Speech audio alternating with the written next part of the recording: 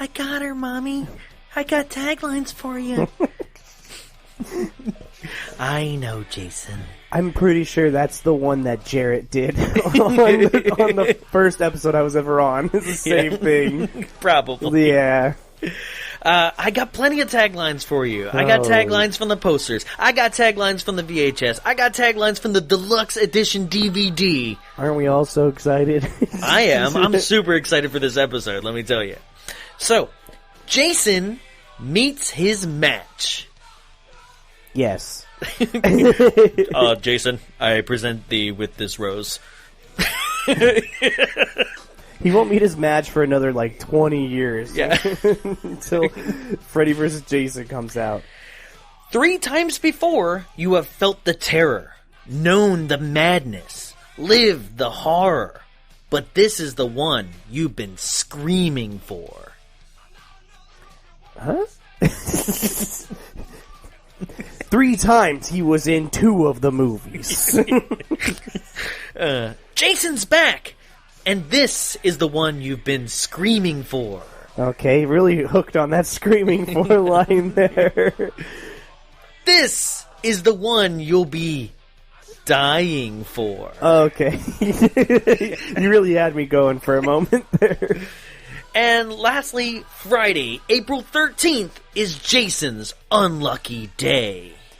They're really, really setting out for you. God, I didn't bring an umbrella. I saw a black cat. They really setting out for you that he's going to die in this one. Yeah. With a budget of $2.6 million, estimated an opening weekend USA gross of $11.1 million, a USA total gross of $32.9 million, and a cumulative worldwide gross of $32.9 million. What happened overseas? Yeah. I think it's an IMDb problem. Yeah. With hacksaw head spins, scalpel guttings, knives to the throat, 5 counts of female nudity, 3 counts of male nudity, water-based raft puncturing, one-handed human harpoon hoisting, people pole vaulting, corkscrew hands, cleavers to the face, bodies thrown through windows, dogs thrown through windows, knives to the skull, hand to head to tile skull crushing, exploding axes to the chest, gardening rake pummeling, spikes to the head, hammers to the neck, computer crashing electrocution, machete hand slicing, machete avocado head slicing, 13 victim deaths plus 1 death of Jason for a total of 14 deaths, a 6.1 on IMDb, a 33 Metacritic, and a 20% on Rotten Tomatoes. It's 1984's Friday the 13th. The final chapter. Let's drop some bombs.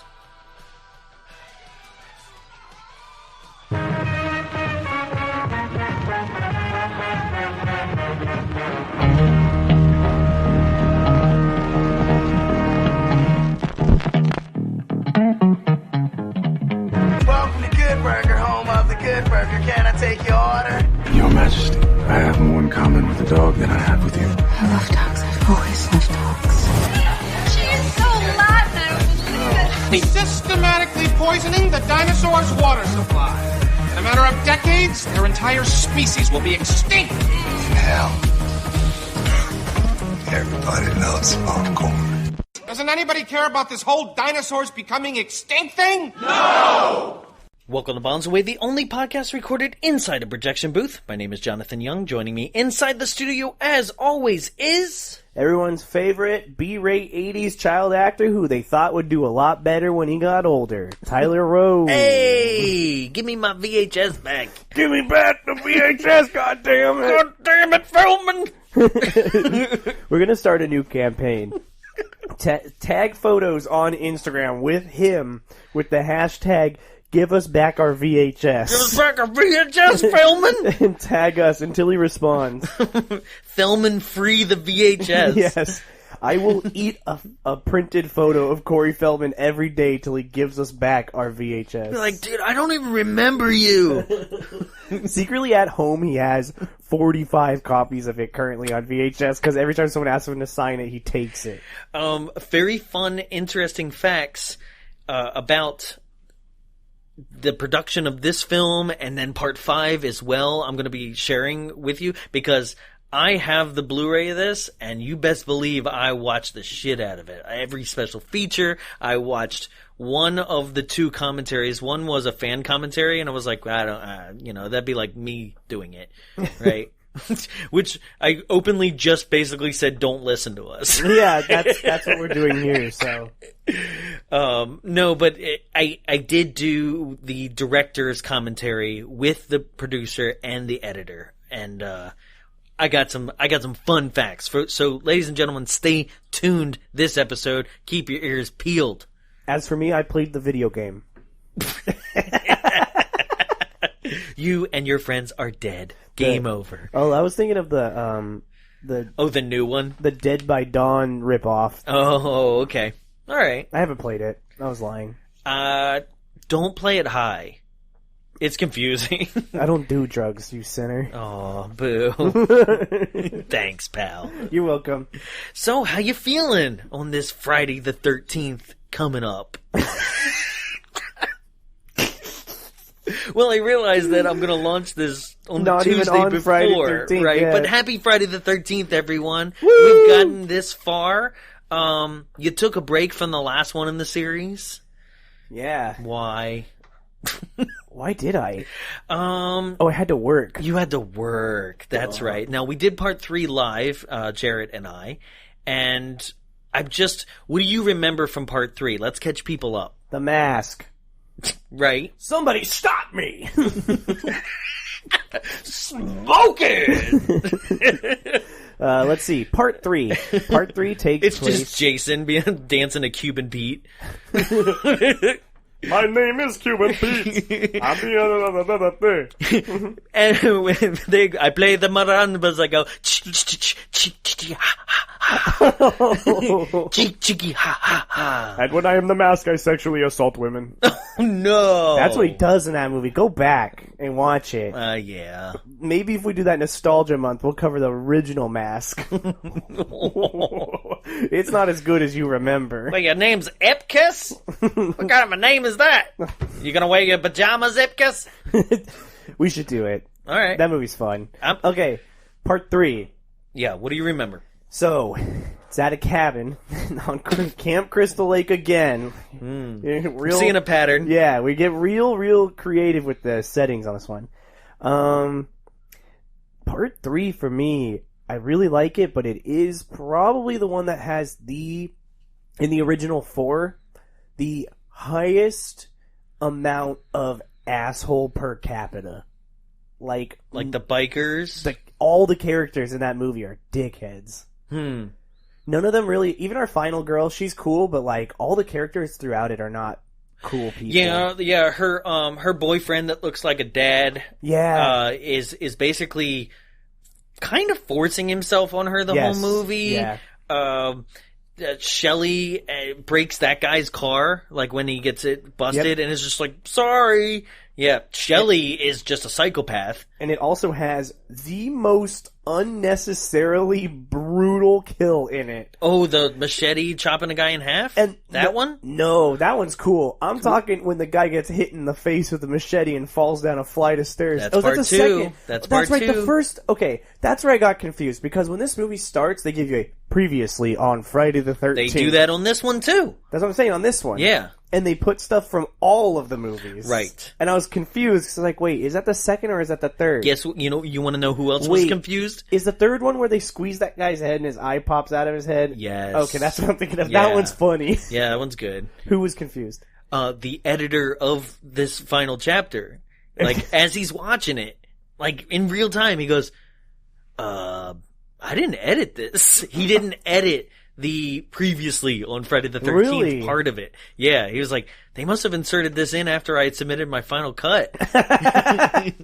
Yeah, so 3, Which is also funny is that, like, he did not watch it. This movie, part 4, was so popular that the editor of the film could not get in line somewhere and watch it on the weekend that it came out, Jeez. and then just moved on to other projects because he couldn't see it that first weekend and was like, I haven't seen it. why doesn't he just Sharon Tate himself at a random theater and be like, I'm in this movie? You are? Well, stand next to the hockey mask so people know you're in it. You are? Put your dirty hippie feet up on this seat in front of you.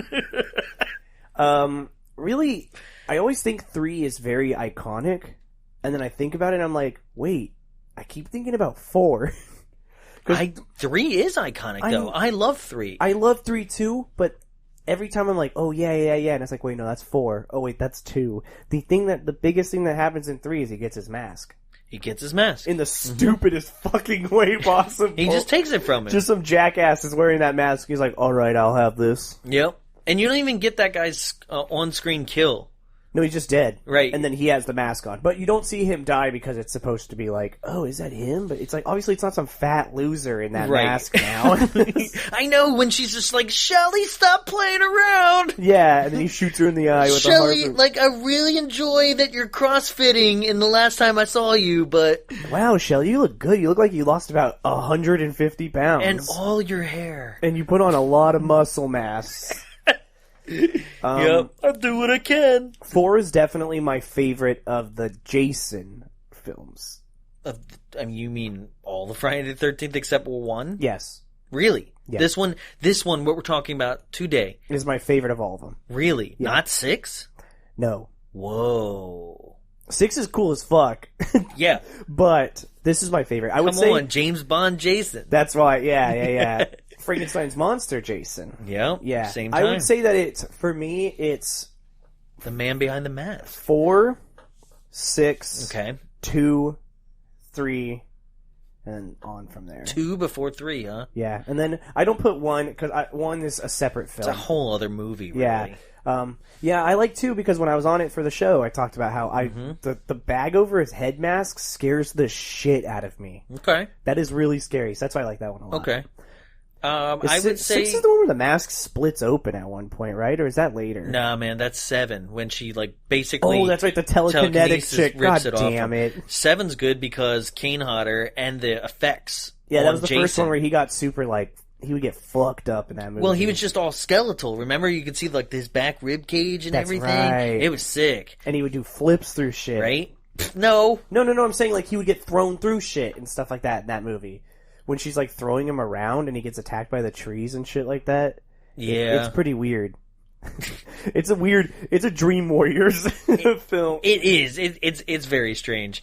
That's the one. That's my favorite mask. Is with the broken jaw portion. You can see you his can see his teeth, yeah. and everything. God, that movie's cool. Yeah, it's really Jason cool. X is where it's at, though. We'll get there. God. But for this one, yes. So to catch people up at home, yeah. Somehow, if you've never heard of Friday the 13th, yes, camp counselors let Jason Voorhees drown when he was a young child, which caused his mother to go insane and then kill anybody who tried to open Camp Crystal Lake. Now, fast forward to after the first movie, when she did indeed meet her own demise after killing a whole bunch of people.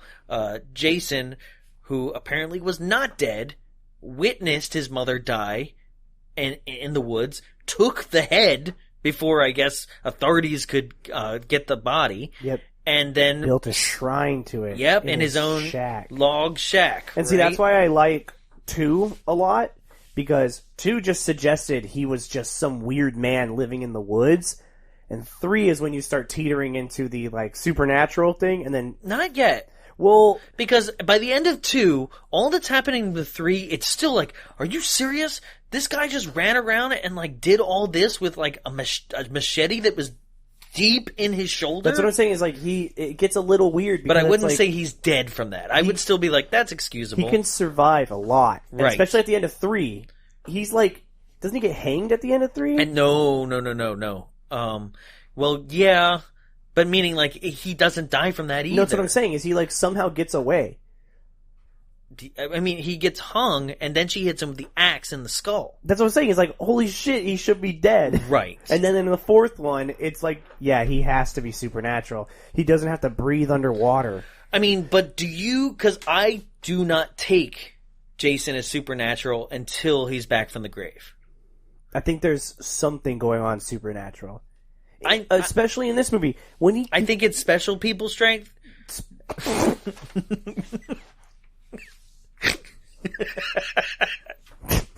I'll let you recover. Spoilers for a little later in it, if you haven't seen the movie. When he kills that girl in the raft, does he have gills? Could he just... Oh, yeah. Okay, yeah, hold on to that. Let's get into... That's what I'm saying, is he is supernatural. Yeah. I mean, but I'm still saying no because I like that lore, that legend that he went out one weekend and was like, fuck it. Maybe he's high on PCP.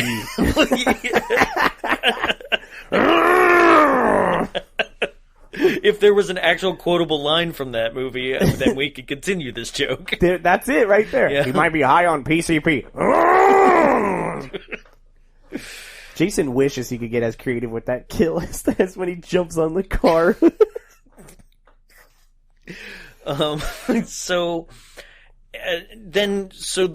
Jason came back and just was like, I'm going to start killing the people in the camp next to me. That's part 2. He gets taken down by the end of that, right? But then part 3 is supposed to be the next day, right? Yeah. So it's actually Saturday the 14th, and some other teens are going up to their log cabin in the woods. Now, if we're following that, by the end of that, he gets his iconic mask, and then the girl Chris takes him down by hanging him and putting an axe. So that puts us directly into the start of this one. We're at the night that happened, right? Yeah. So now we're Saturday night, right? Saturday the 14th. Saturday night, early Sunday morning. Right.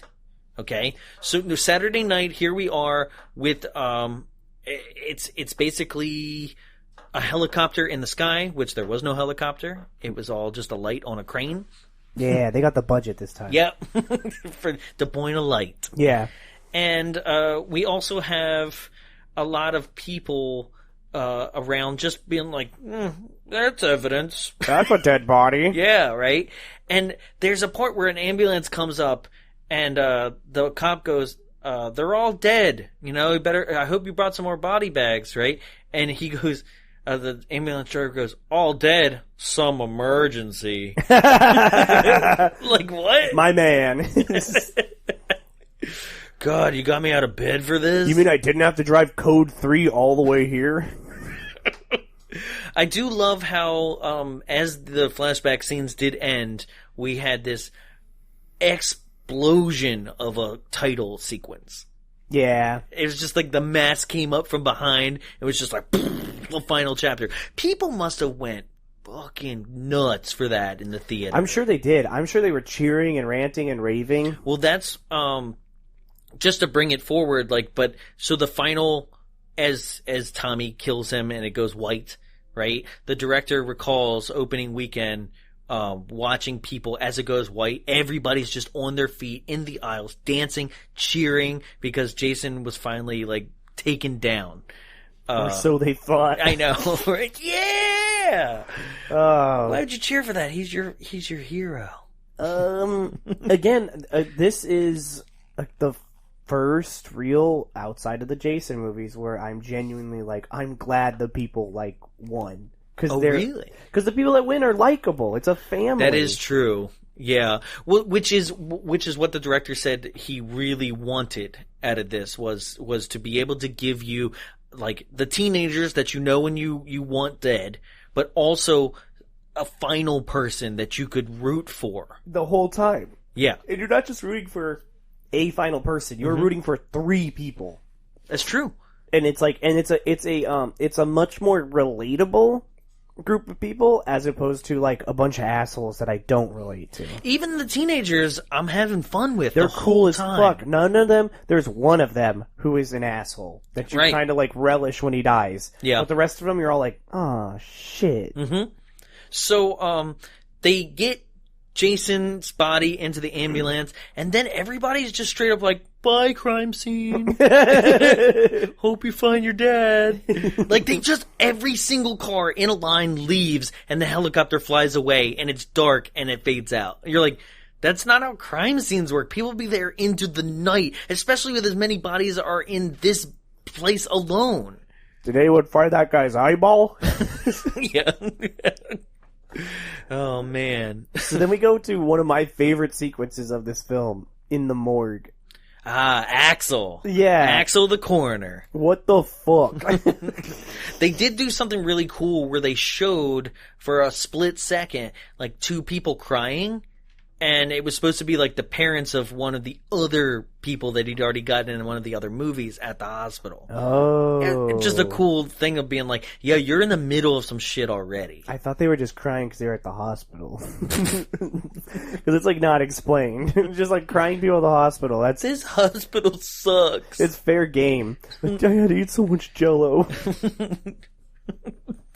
How does this place even have a hospital? Did you see what it looked like in part 2, which is only 2 days ago? It was a one-street town. It's probably further down. Probably, but yeah. Isn't Crystal Lake supposed to be in like upstate New York? New Jersey. Oh, it's upstate New Jersey. Uh-huh. Yeah, the least likely place to find a hillbilly backwoods person, I feel. No, man, up in the mountains. Yeah, there's mountains of Jersey. I'm pretty sure the Appalachian Mountains go through New Jersey. Guys, I mean, if you haven't figured it out already, I don't know Jersey, and I definitely don't know Chicago. We're not Jerseyologists here. Yeah, that's right. I've been to Jersey once. No, twice. I went to Atlantic City twice. I've never been to Jersey. Yeah? Yeah. That's all I know about it. It's a weird place. Yeah. Steve Buscemi runs that place. New Jersey? Oh, Boardwalk Empire? You fucking idiot. So, yeah, we meet Axel, the horny coroner. Horny, guys. Like, beyond what's normal. Like, he's like, hey, look at that girl. She's pretty hot. They're like, she's dead. He's gonna jack off to the body. He already does. Every day. Yeah. Yeah. I found, toxicology report has traces of semen again. It's weird. This movie makes me think of a story that was literally just on the news the other day about a LA Police Department police officer who got put on leave because he got caught on security camera fondling a dead body.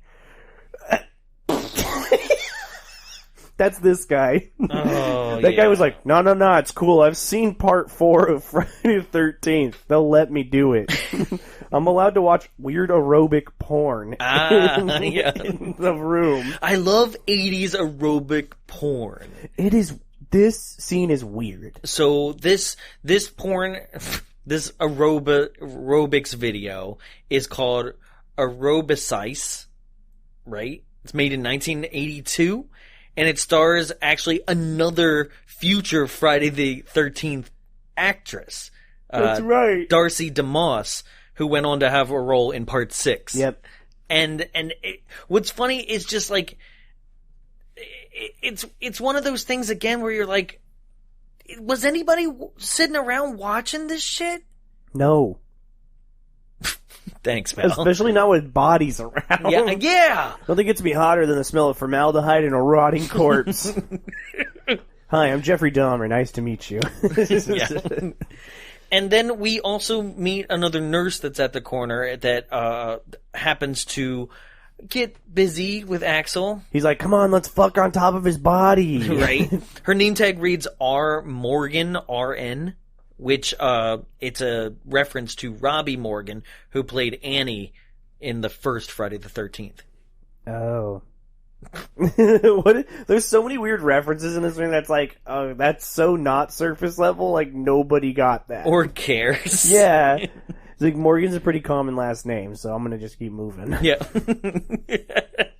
Yeah, he wants to funk, and then she's like, no, not with this dead body here. Right. And which his hand falls out of the sheet after she leaves. Bro, cut your fingernails. Yeah, he just got back from a Marilyn Manson concert. He painted his nails black. Jason looks like he's tried, like, carpentry and stubbed his H finger. Yeah. No, his hand falls out, and it's like, is this man trying to remove evidence from the scene of a crime? No, it's just picking it up. Didn't you used to be Eddie Valiant? So they're sitting there, and they put the Jason's hand back up under the sheet, and they start making out. But did you notice the breaking news? No. The title of the interview, right? They're like, we have an officer from the scene of the crime here, right? Officer J. Jameson. Oh my god. I say it, Jason is a menace! Spider-Man did it! Spider-Man hates people who have sex. I want pictures of this mass killer immediately! Spider-Man had sex with my wife. I was talking about Jason. That's so dumb.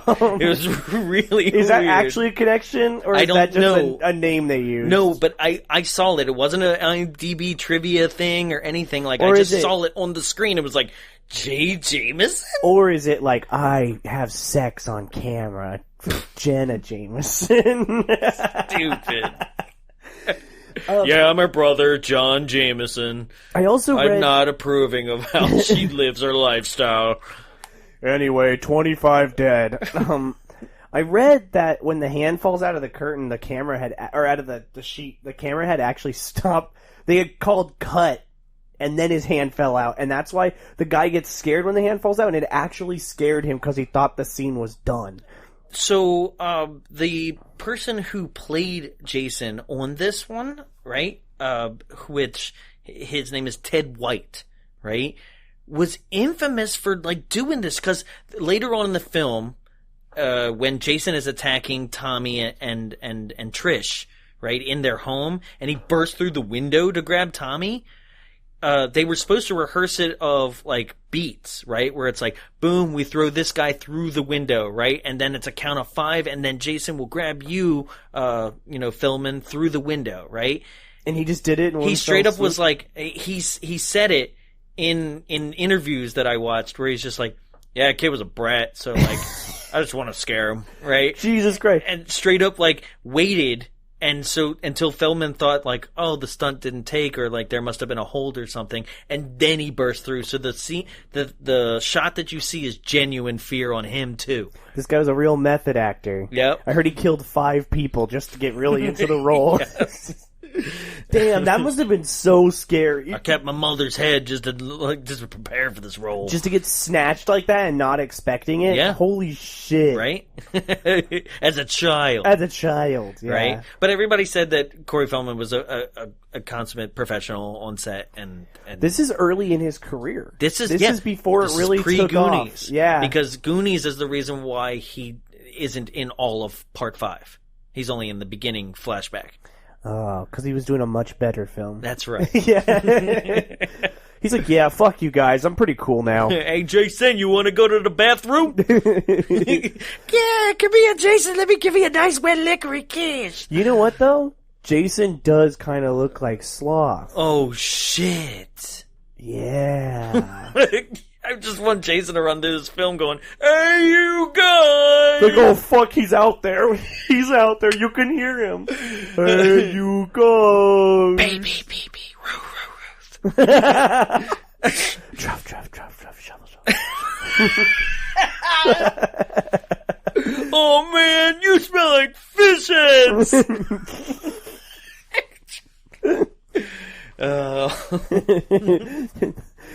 I would love to see Josh Brolin in one of these movies in a Friday the 13th. He would have been great. Yeah. Oh, shit. But yeah, so, So now, at this point, those two start making out, and their mouth sounds are fucking disgusting. it's gross. I'm so glad that you heard it as But well, no, because do you know it's just why like...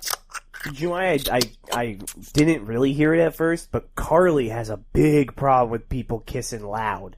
And she was like, ugh! Because, yeah, they're like... You can stop. It was like- I'm having a problem with you doing it. Well, no, ASMR with bombs away. Friday the 13th Part 4 kissing ASMR. Ruth? So the hand falls out and scares them, and the girl's like, fuck this. Yeah, and the guy's like, come on, I'm hard as these bodies. So is Jason, though, under that sheet. Yeah, he's like, oh, yeah. Oh, God. Oh, God, I love it when they make out right before they don't know they're dead. So she leaves the room. And because the arm did fall out of the under the sheet, he puts the body in the freezer, which to me is one of the coolest shots in the film, is to prove, and this is why I'm like, Jason's not supernatural. This is to back that up, is that you see a shot, the camera's in the back of the refrigerator, and right before the door closes, there's breath coming out of Jason's mouth, right? I love this shot because, like, they just, with just this little thought process of being like, we need to show something so subtle, because It doesn't mean he's not still supernatural. He took a fucking axe to the head. I mean, maybe, yes, Thor does breathe. I get it. I would like to see you survive an axe to the head. Let's do it. All right. Oh, Jesus I Christ. totally regret it immediately. People are like, he said it. Welcome to the next live show where I'm going to hit Jonathan in the head with an axe. Yeah, it's not a tumor. Next live show, Jingle All the Way, guys, December 28th. Jingle, jingle, jingle. So, now, with showing that, I just love it, and it was a really cool thing that they did where, basically, he just inhaled cigarette smoke right before they rolled, because it's not really cold in where they were. Yeah. And then... I just had you, bro. Yeah. At this point, we see Axel die as he's watching the aerobics video. Probably one of the more brutal deaths. Mm-hmm. Really cool, because how they pulled this off was they started with sawing him one way and then actually put his shirt on backwards and cut to the other shot, and they made his head spin like 90 degrees. God. So that it was already going in that direction, and it looks like it's backwards. At the time of this film's release, it was the goriest and most nudity filled Friday the 13th film. So this was Tom Savini, guys. And the only reason he came back, so that he could kill the character he created. Yep. Loser, they made a bunch more. Yeah. It's like, all right, Tom, whatever, buddy. Yeah, whatever, right? Sex machine. So, but no, he's doing wonderful work in this. Like, every single... I could talk about all of these. Jason looks cool as fuck when his mask comes off. He does. He looks really good. Little bulbous head, little scrunchy eye compared to a bulbous eye. He looks like the grown-up version of what he looks like in the first film. Which was Savini's intention, so well played, sir. Good job. All right. So now the nurse also gets it. Jason basically picks her up by the throat and then takes a scalpel and guts her. Rips her open. Yep.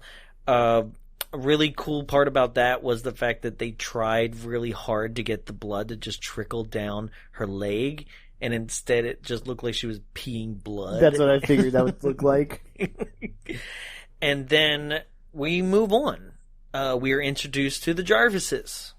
Yeah, they're a good family. They are good. Mom is a single mother. She's got her older daughter, Trish. They're divorced. Her parent. She's single. Yeah. It's not her father hasn't passed, because there is a scene in which Trish and Mom go jogging, and she talks about her dad. She's like, well, why doesn't he come all the way out here and take care of that? I was like, oh. Yeah. So... Mom, at some point during this conversation, tells Tommy to get a haircut, which is funny, considering what we know by the end of the film. Oh, you're right. He goes and gets a professional haircut at a salon. Right? And he was like, die, Mom!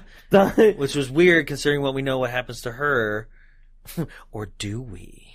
I don't think we do. Yeah, you never see it. You never see the mom's death. Oh, she does die? I got stuff for you. Oh, Jesus Christ. This movie has so many layers to it of things that are not said. It is. It really is. So now Trish, the sister, who pretty much wears a man's button-up shirt the rest of the film after the first scene, right, is going to take Tommy to the lake and we're introduced to them, and that's where they're going to go. But first, they hear that a new group of people have rented the cabin next door. Yeah, and it's kind of a weird situation because it's like, do they own this cabin next door? Because the way they talk about it is it's like their other cabin. Right. And it's not a cabin, it's a house. It's a straight up just... It's another house. Yeah, it's another house. Fun fact, Tommy Jarvis's cabin is real on a lake in California, right? The other, not real whatsoever, a set on a soundstage, right? But there's one really cool tracking shot that they pulled off where that shows the two heads. where they walk from house to house, right? And they pulled that off by like duplicating that house, the outside exterior, right next to theirs real quick. Damn. Yeah. That's cool. Right?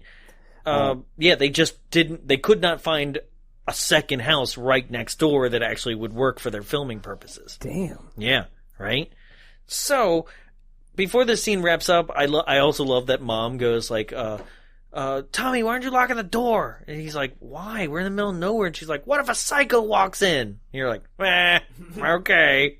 I mean, he'll probably use the window knowing the guy in this movie. Yeah. I like to scare people with throwing things through the Jason window. fucking hates windows in this movie. Jesus Christ. Oh, glass! I don't know if it's he hates windows or he never learned the difference between a door and a window, but holy shit. Right? So now Jimmy is told by Teddy, right? We're introduced to our teen characters, right.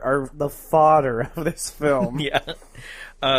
Sorry, yeah, I've referred to them as if I talked to them about them before. They're all sitting in like a Jeep. Yeah. On their way to the cabin. They're the people renting this cabin. So we got Jimmy, played by Crispin Glover, right? Pre Back to the Future. I'm your density. Yeah. Right? Which is basically his role in this one, too. Yeah, he's a lover. Ugh. And then we're introduced to Teddy as well, right? Teddy is also kind of a goofball, but more of an asshole. You know, that virgin that fucks that's in every movie? But not really? Yes. Pretends that's this guy. Yeah. Yeah. Oh, he's the Shermanator, basically. Yes. Yeah. Yeah. He's just like you've never had sex ever. Come with me if you want to come. You're like, I think I'll pass. He's funny because the conversation that him and Teddy are having makes me laugh so hard right off the bat. Well, he goes, like, I just don't understand why she would break up to me. And Teddy's like, here, let me put this in my computer real quick. Before that, he says, you broke up with Blowjob Betty? Oh, yeah, Blowjob Betty, right? He's just like, what the fuck? I'd really appreciate it if you'd stop calling me Blowjob Betty. Yeah, she was like, I did it one time. It was just a tip.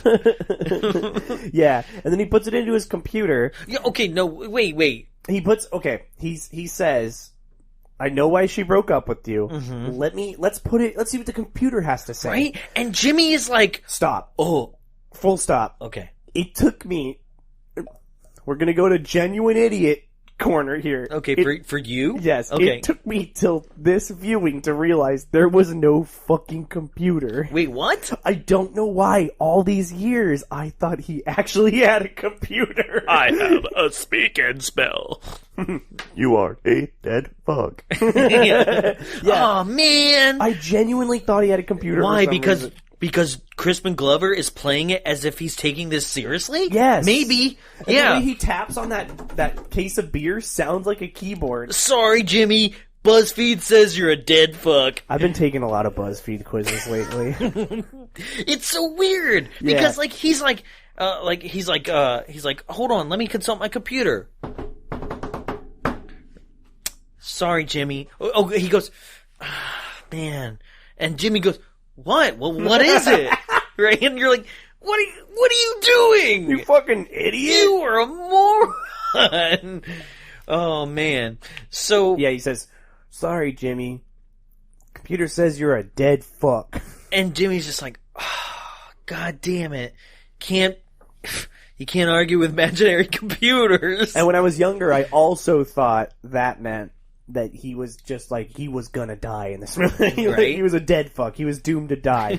I didn't realize that they were just saying he sucks at sex. Right. Meanwhile, I don't remember hearing anybody use dead fuck as a phrase, by the way.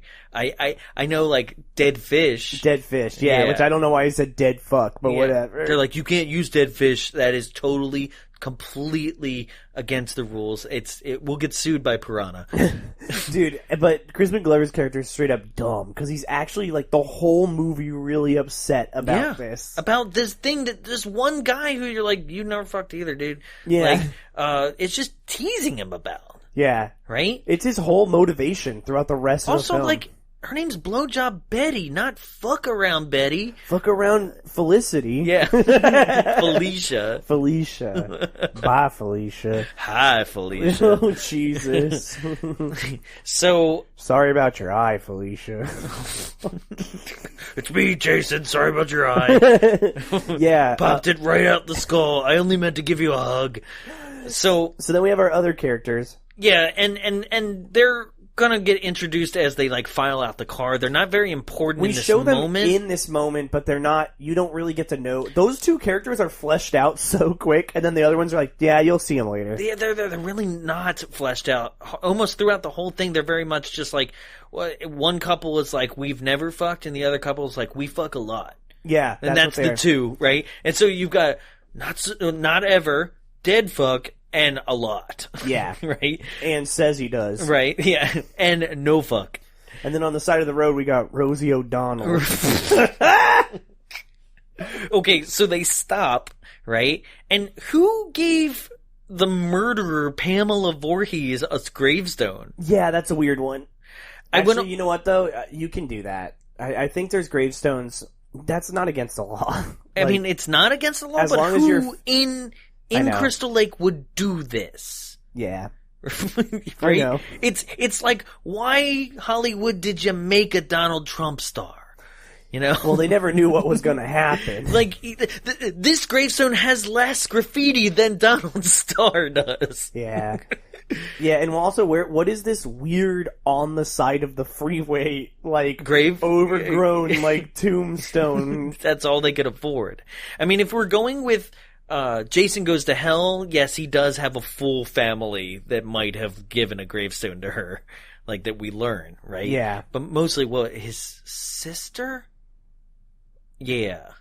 Isn't that one girl his sister? Oh, his sister, and then his, like niece. Yeah. Is the main girl that he, like, and then the baby of that niece, too. Yeah. Weird, and man. then his little sister wears a clown costume and turns into a killer, but he's actually a pagan death god. Right. And that goes into your dreams and then eats you cannibal style. And then you have to complete the puzzle box to get him to go away. Right. It's a wild set of movies, guys. And there's a CD head guy there. People who have never seen anything other than the first Hellraiser are so confused after that initial reference. People were like, I only tuned in because I know Friday the 13th. Are really confused by all that. And then he married a doll that looked like a bride. I don't even know what one you're referencing. Bride of Chucky. Oh. And then that bride would be in Haunted Mansion. We just made it back to one of our first episodes with me on it. Okay. So they drive by, and there's a hitchhiker who I can only presume is deaf. She had no lines, but she also doesn't make any noises. It says her actual title in the script was Fat Girl.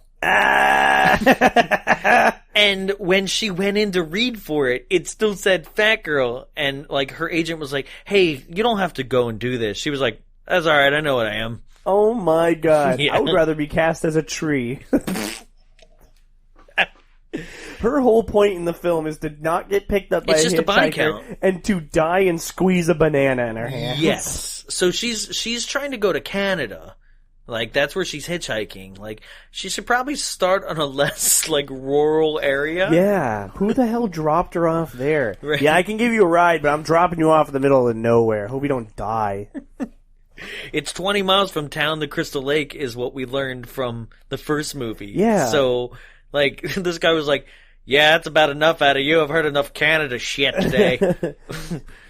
You got stinky hippie feet. But Fat Girl also knows, like, she is very self-aware because on the back of her sign it says, fuck you. Yeah. As if she knows that a lot of people are not going to give her a ride. Hey, I'm not going to pick up any hitchhikers regardless of how they look. That's just a no for me. Yeah.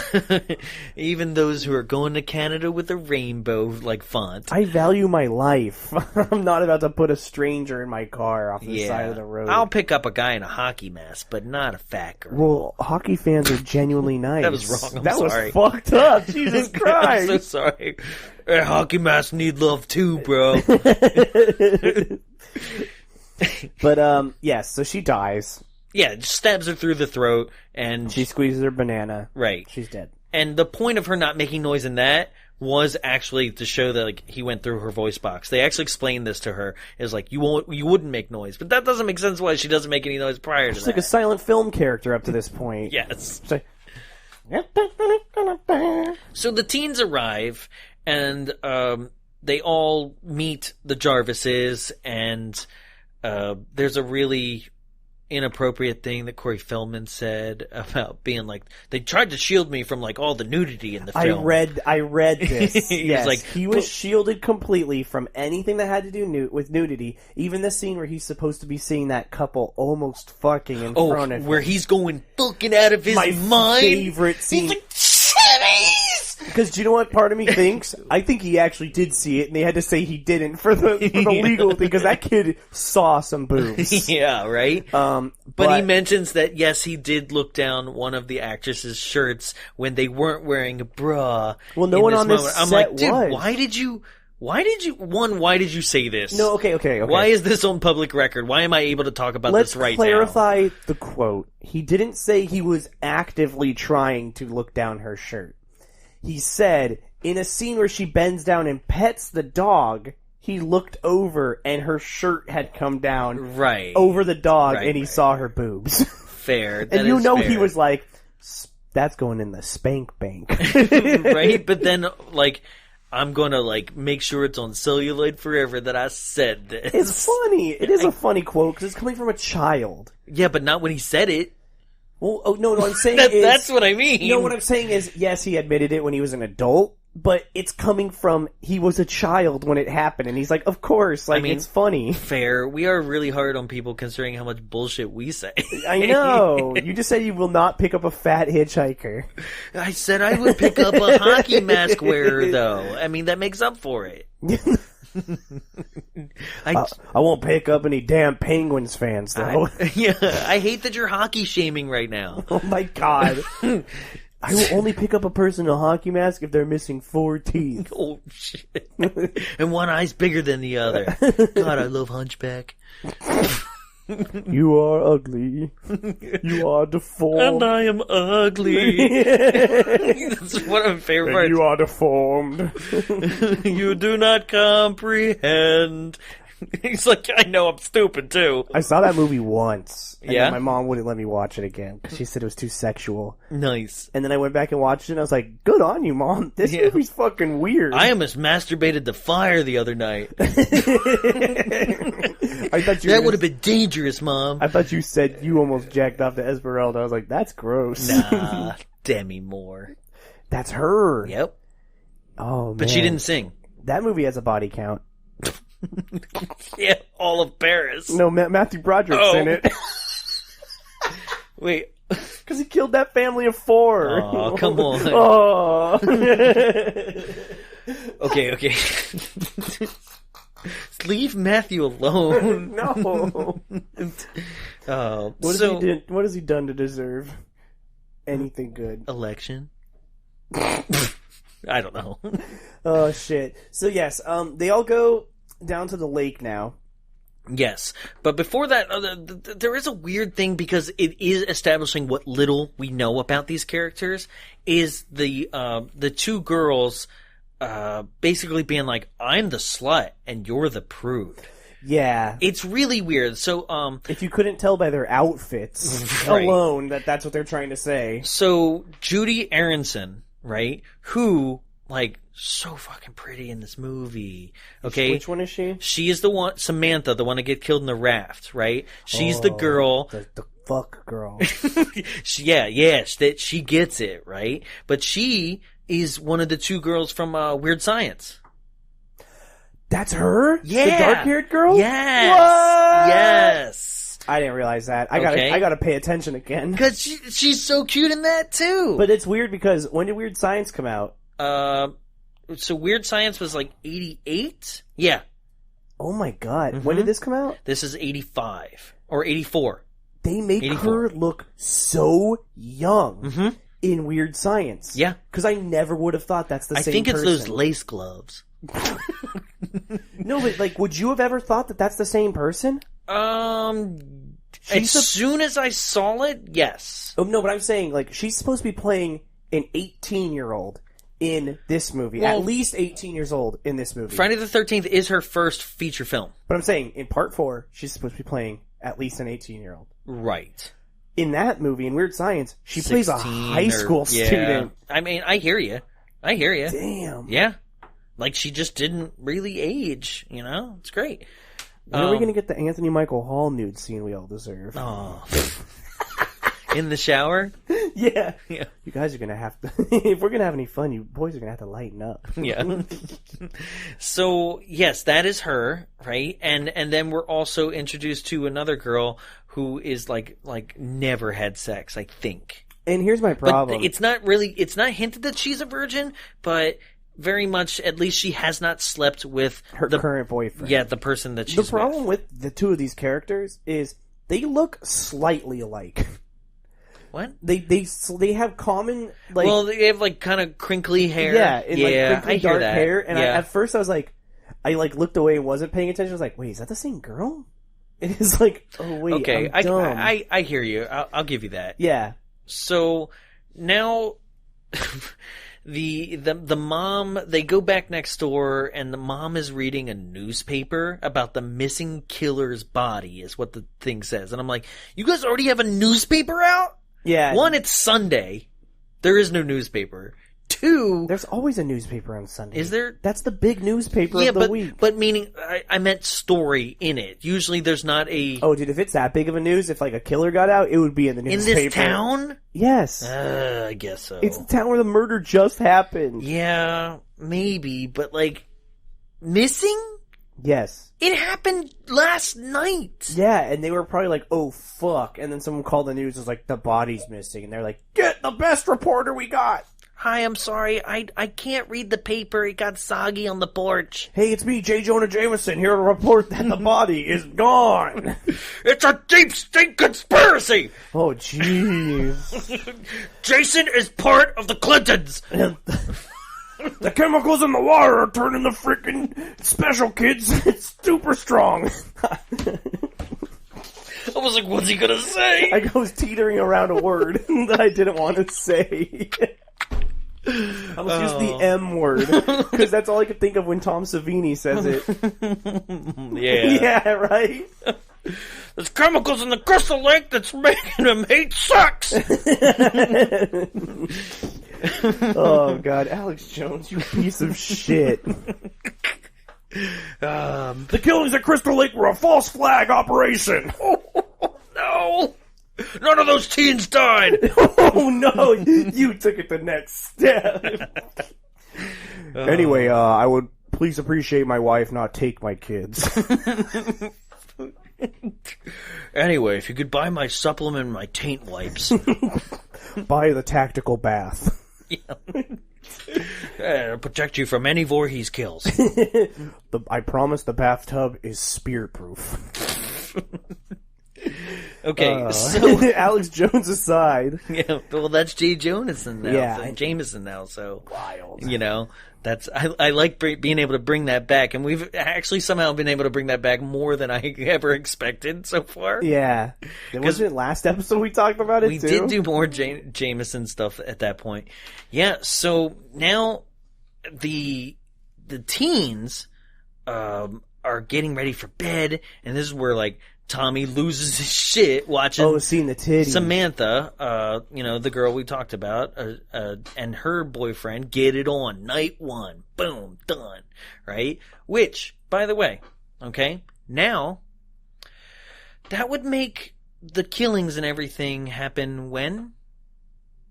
Are we talking the next day? Mm-hmm. Monday the 15th. 15th? What's wrong with you? 17th. Yes.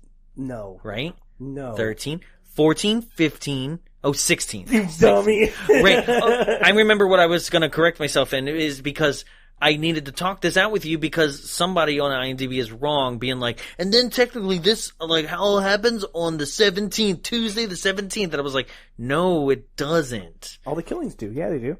On Tuesday the 17th? No. Yes, because another day elapses after this. What other day? We are currently... We're in day one, Sunday, right? No, we're not. Sunday, yes, we're in Sunday right now. And then a day elapses. They go to the lake. Why would a full day elapse? No, I'm talking the beginning of the film. A day has elapsed to the next day after they have sex this night. So it would be the 16th. Right. Yeah. Nothing happens on Tuesday the 17th. Like, because they say the climax happens, and I'm like, you are wrong. No, it happens after midnight that night on Tuesday. Yeah, when you fed Jason and he turned into a cocoon. 12:15, Tuesday the 17th. Sorry, I got a sesame seed stuck in my brain. Now I'm a gremlin. It's me, Spider Jason. No. That'd be spooky. I'm electric Jason. Vegetable Jason. Oh, female Jason. Oh. Come here, lover boy. Okay. He has to kill himself because he has sex. So, yeah. Go ahead. This is the next day, and they go to the lake, correct? Yep. And this is when the movie's like, all right, let's get everyone acquainted with everyone's bodies. Like, they just go skinny dipping. Broad daylight. They run into these two twins. The Doublemint twins. Right. And these twins, they go, oh, which way to Crystal Point? And they go, that's where we're going. By the way, they ran into them in going opposite directions. Yeah. And you're like, so one of you is going the wrong direction. You're right. But apparently these twins live here as well, even though the Jarvises have never met them. Never. Nobody's ever met these twins. I don't know where they came from. However, they could live on a different side of the lake. I guess so, but this is apparently the biggest lake on Earth. This is the biggest lake and biggest town that nobody else is, like, familiar with other people. And these are the hippest kids from this hillbilly town.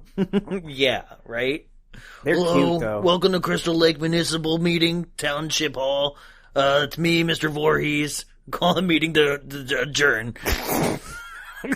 Thank you, Jason. The chair recognizes... I don't know where I'm going. I would like to put forth a bill to be voted on. No more nudity in the town. I've told the kids 100 times, stay off my lawn, stay out of my weed, don't have sex on my cabins. That's the remake. I mean, the weed part, yes. But so yes, they all go to the lake and they all skinny dip. Yep. And Tommy and Trish show up and see the same thing. What is Tom? Okay, Tommy says he sees the butts of the twins. He says, "How about them huevos?" No, he says something on the way home. On the way home, but he says something when he sees their butt, and it's like, "Look at those patucci's." Yeah, he's like, "A couple of patucci's," and I was like, "They just let you say that, or like, dude, was that the script?" Yeah. Patucci's. Is that all right? Yeah, it's better than him saying breast. I think it's just weird. No, he's talking about butts. Oh, yeah. He turns to his sister. Those are some fat asses. But they're not. They're little 80s butts. Yeah. Look at those dumpy twin ass. Oh, sorry. They're all beautiful. They really are. This one's full of, like, really pretty girls next door. You do see some, like, Crispin Glover taint. No. Yeah, when he gets nude and he runs to the lake to like jump in. Oh, that's right. You see like the back of his ball sack. Hey, McFly.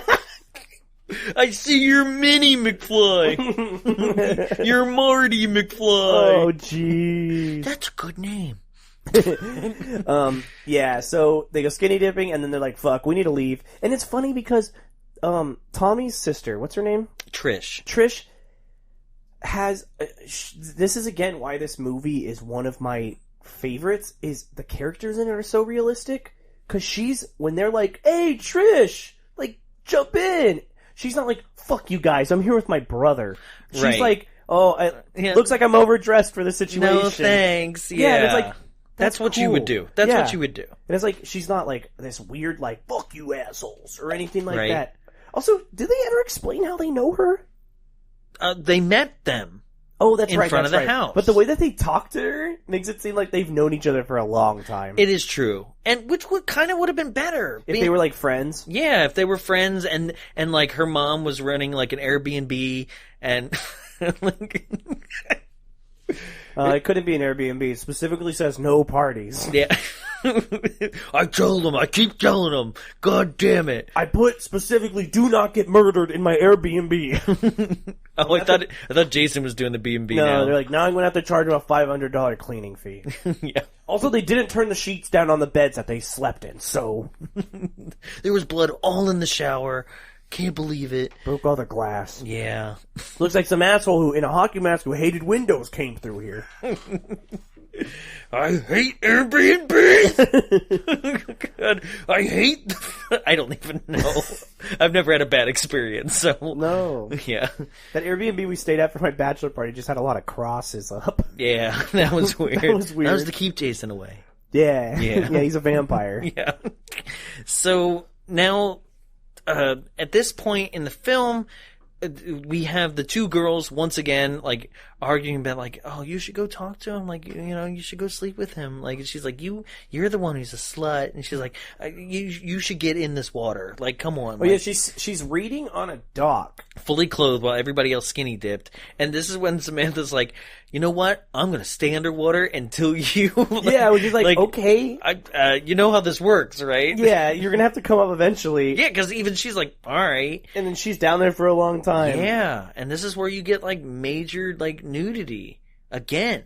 Oh, from her? Yeah. When she jumps out of the water? This girl was very comfortable in her body. Yeah, Let me tell you. She jumps out and grabs her and pulls her in the water, but it's like flop, flop, flop. Because she and one of the twins are the only like actual main sources of nudity in this film. Everybody else, like the girl, this virgin girl, right? Has a towel. Has a towel the whole time. Yo, but this girl gets way more naked later. like straight up fully nude. Yeah. Yeah. Yeah. Fully nude, right? So, well, I mean, she's fully nude here.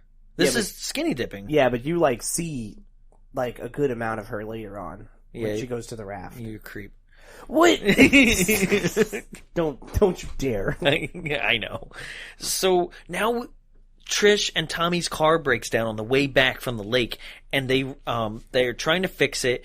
And this is where the movie is trying to set up something that they then tossed away, like in actually writing the script. They introduced something and immediately threw it away because they're like, "Fuck, everyone knows who the killer is already." It's just like, No, not that. Not being like, oh, who is this killer? no, I'm just saying. But yes, it is kind of it. Like pointless. it kind of throws a red herring of like, is this guy Jason? But you're like, but I already know who Jason is. Copycats, man. He's got black fingernails. They're all copycats. There was no Jason. Okay, part 4 or 5. Yeah, I know. Well, what if? Well, What if like 3 dudes showed up at the same weekend and was like, "This is my cabin. This one's yours." Yeah, and then one of them like stabbed the other one. And he's like, "You stabbed me. I'm getting a little woozy, man." Yeah. My mom's going to be so mad. Shut up, baghead. Hit me with the phone, dick. How do you already have a hockey mask? We haven't even decided on a look yet. Look, I got this really cool voice changer that makes you a silent killer. Whoa, dude, that's scary. Good. Thank you. Thank you. Thank you for that. Yeah, But no, they do introduce Who this. was the killer in Friday the 13th Part 1? Mrs. Voorhees. Fuck you! You were supposed to say me! That was in the line in the movie. You win! Yeah. We're with publishing... What is that? Publisher's House Clearance. Clearing? Clearinghouse. Clearinghouse. Publisher's House clear? I don't know. I'm not an old person. We're here to take your home. It's us, Publisher's House clearing. Oh no! Here's a giant check. That's all you get. It's us. It's 2005 and your house has been foreclosed on. Shouldn't have had a McMansion. So, now this guy Rob shows up, right? And what I was bringing forth that, before we change the subject, is that they were trying to establish that Corey Feldman's character, Tommy, was really good at like engineering and electronics and things like that, and that's why he was able to like immediately be like, "Let me see what's wrong with the car." Oh yeah. He's just Short Round from the Goonies. Yeah. God damn it! I can't remember that kid's name in that movie. Yeah, no, I know. We know who it is. It's but no, Data, right? Yes. Yeah. Why does every 80s movie have to have a kid that's good at like computers and shit? Because that's important. You need to be good at computers. If not, how will you survive? Okay, and hold on really quick. Full stop here. I know we're not Another full stop? That's 2 for you. I know we're not at this point in the movie yet, but fuck you for trying to make me think this kid actually made those masks. Oh yeah, no. Considering like they are the actual like masks of everybody that was currently hired for the project. That's just stuff that they were working on in their own time.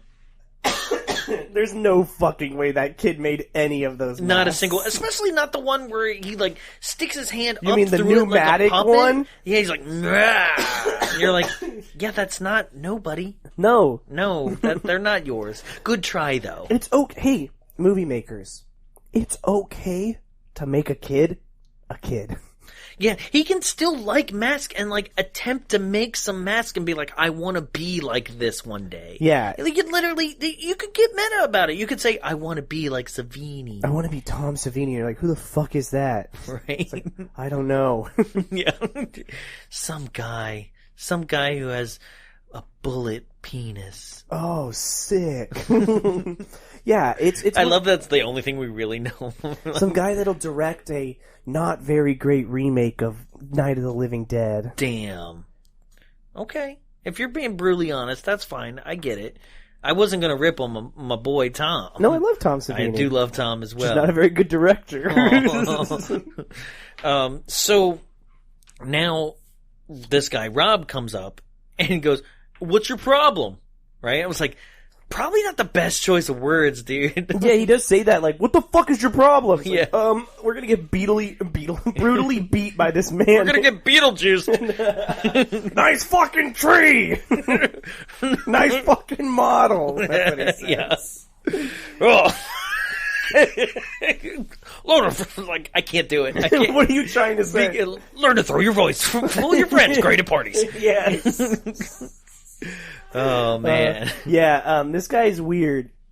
He is our semi-connection to the Jason of Part 2. Mm-hmm.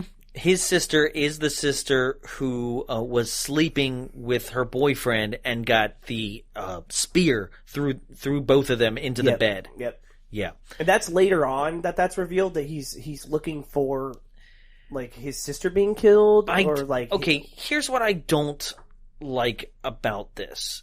Is that like, what? You got word on Friday night, Saturday you mourned, and Sunday you were like, let's fucking do this. Yeah, that is weird. This is also a very odd... Like when he heard on Sunday morning that the body was missing. Yeah. This is also very odd because it's one of the only story threads from an older film that was picked up and put into the remake. Oh, yeah. Because that one character just shows up being like, I'm looking for my sister. Mm-hmm. Yeah, which is the sister that was kidnapped in the beginning of the remake. Yep. Right. But they added a couple stuff from the remake. No, I'm just saying that's the big... This is such a small plot point in this movie, and that's the big plot of that. So it's wild that they took such a small plot point from this movie and built on it. Because it would have been good as if it actually became like a revenge film a bit more. Yeah. We never get that from this guy. That's the Jason used to bully me in high school. Oh, hey McFly. Oh my god. So that's about as funny as a screen door in a outhouse. It's another Back to the Future. Whatever. okay. So he fixes their car temporarily for them so that they can get back home. Right. They say, hey, you want to ride? I was trying to do her, like, little accent. I don't know what happened. You want a rod? No, baby, I got this one. His name is Rob. His name is Rob, and I was reading my notes as I was saying it out loud, okay? I got real... Hey, you want a Rob? I am. Yeah, I turned into a real Jason right there. And... there it is. Oh... You shouldn't use a hard J. So, if you'd stop eating for a second, maybe somebody could hear your response to these I don't have things. a response. I'm just laughing. Oh. Thanks again, Worst House, for sponsoring my lunch. They're very good. Next door.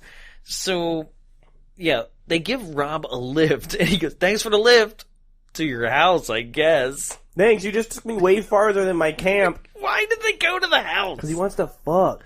I think he is down for Trish. Trish is down for him instantly, because in, like, a next scene, they kiss each other. Mm-hmm. And not like a hot, like, we're in the moment and I'm horny kiss. Right. A, like, we're in love kiss. There is some confusing character threads throughout this movie that are like, why are these people acting like this? They have not given me any reason for understanding that they're these people. That is true. Because they have this kiss, and I'm like, do they know each other?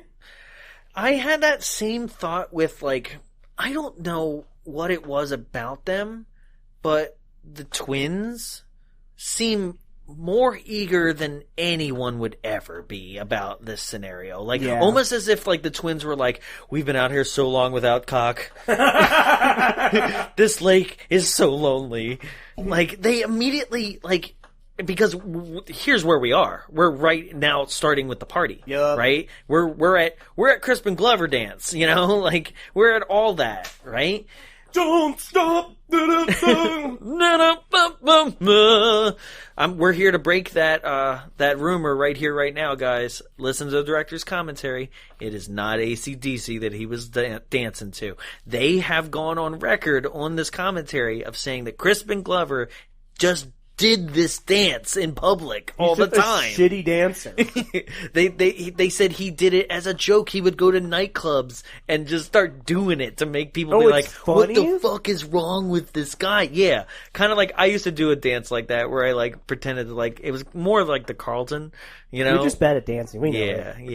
Yeah. No, I used to do a weird dance in the clubs because like, I don't know, even being a DJ, like, clubs still weren't my thing ever. I used to do this Mr. Peepers thing. Yeah. Everyone loved it. Nobody knows what that is, and I'm not posting it.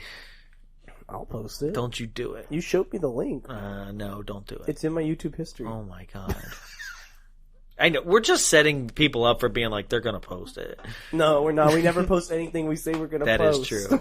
I did one. I did the hood thing. And I did post the snowman falling down. Did you? From Great America. When? On the day the episode came out. Really? Yeah. I missed it. Yeah. Damn. Good for you. Proud of you. There you go, people. There's two things. Wow. In recent episodes. We're making true on our promises. We're getting better, I swear. Let's drain the swamp. Damn. So make Bombs Away great again. Bring back Callum. Moving on. So yes, this is Crispin Glover dance time. Yeah. So we were mentioning that the twins in this moment, right, are first like, we're gonna chug together, like, and the two twins chug and race, and it's like kind of turns into a wet t-shirt contest, but right? Like, you can't see anything because they're wearing like thick sweaters, right? Well, they're wearing sweaters around their necks, but they're also like have like another like striped button-up shirt, and basically the difference between them is pink pants versus white pants. and their names are Tina and Terry. And they have this race with chugging the beers, and Tina wins. Yeah, which is Pink Pants. Pink Pants. Okay. And when she wins, she's like, what do I get? And this is where, like, Samantha's boyfriend. Yeah, this is weird. Is just like, what do you want? Yeah. And she's like, how about a dance? Right? And he's just like, okay. Right? And then that's happening there. Samantha is like, what the fuck? Like, immediately she's just like, what? Right? And then the other two, the virgin girl and that guy, Paul, I think his name. No, Paul is, names. Virgin couple. Is it required for every horror movie from the 80s to have a character named Paul? In every single one of these, yes. Oh, this is it? Yes. Yeah, that's right. Friday the 13th has, like, a Paul. Part 2 has Paul. Paul! Paul the bear! And then there's a Paul in the third. Yep. Paul! Yeah. And there's a Paul right here as well. So, Paul is the boyfriend who's dancing with Tina right now. Yes. Okay? And, And I'm sorry, Paul. Way to downgrade. He's like, well, maybe I can have both of them by night's end. Maybe a 4-way. and twins. I think we failed to mention that these are twins outside of just referring to them as the Doublemint twins. Yeah, because, that kind of explains it, right? Yeah. How come I thought they were English this whole time? I don't know. That's all I got for you. I kept being like, yeah, these characters are English. Taste the difference. That's a boomer thing. I don't know that gum ad. It's Mentos. I'm singing Oh, Mentos. is that the It's Mentos not even one? double mint. I'm sorry. Double the pleasure, double the mint. Not this time. Oh, no. Right? It's because, so Tina starts dancing with Paul, and Samantha's like, I'm gonna go swimming in the lake, Paul. I'll be back. All right, real quick. What? Because, ladies and gentlemen, this is the point in every Friday the 13th movie where it's kill time. And unlike most of the other movies, when the kills get going in this movie, this train has no brakes. It's just like, it's coming off the tracks. Yeah, I mean, it is true. Because there's really no relenting after this first kill Not of really. these people. There's like one or two breathers where we go back to the Jarvises, but that is it. And those aren't even breathers because they're being like attacked the whole time. Right. So, what I was going to say is, please, when we get to your favorite kill in this sequence, let me know. Mine? Yeah, once we get to it. My favorite kill? Yes. Oh, okay. 'Cause I want to hear what your favorite kill is. We are going to say the same kill. Fuck, that's right. We will. I guarantee it. So, when the snake comes out of the toilet. The snake? Yeah. Okay. It's a hard Oh, hell yeah. to Crystal Lake. There's a snake in my pot. So now, Samantha goes out to go swimming, and Paul is dancing with Tina, and now Terry is not feeling Teddy. No. Teddy is just like, hey, I'm Teddy. What's up? Like, And like feeling on her. yes. It's like, hey, dude, welcome to jail. It's like, hey, like if it's like twins. If she's horny over there, you're horny over here, right? it's that twin thing, right? Yeah, right. If the vans are rocking, me and Tina are having sex. Hey, your basement's flooded just like your sister, huh?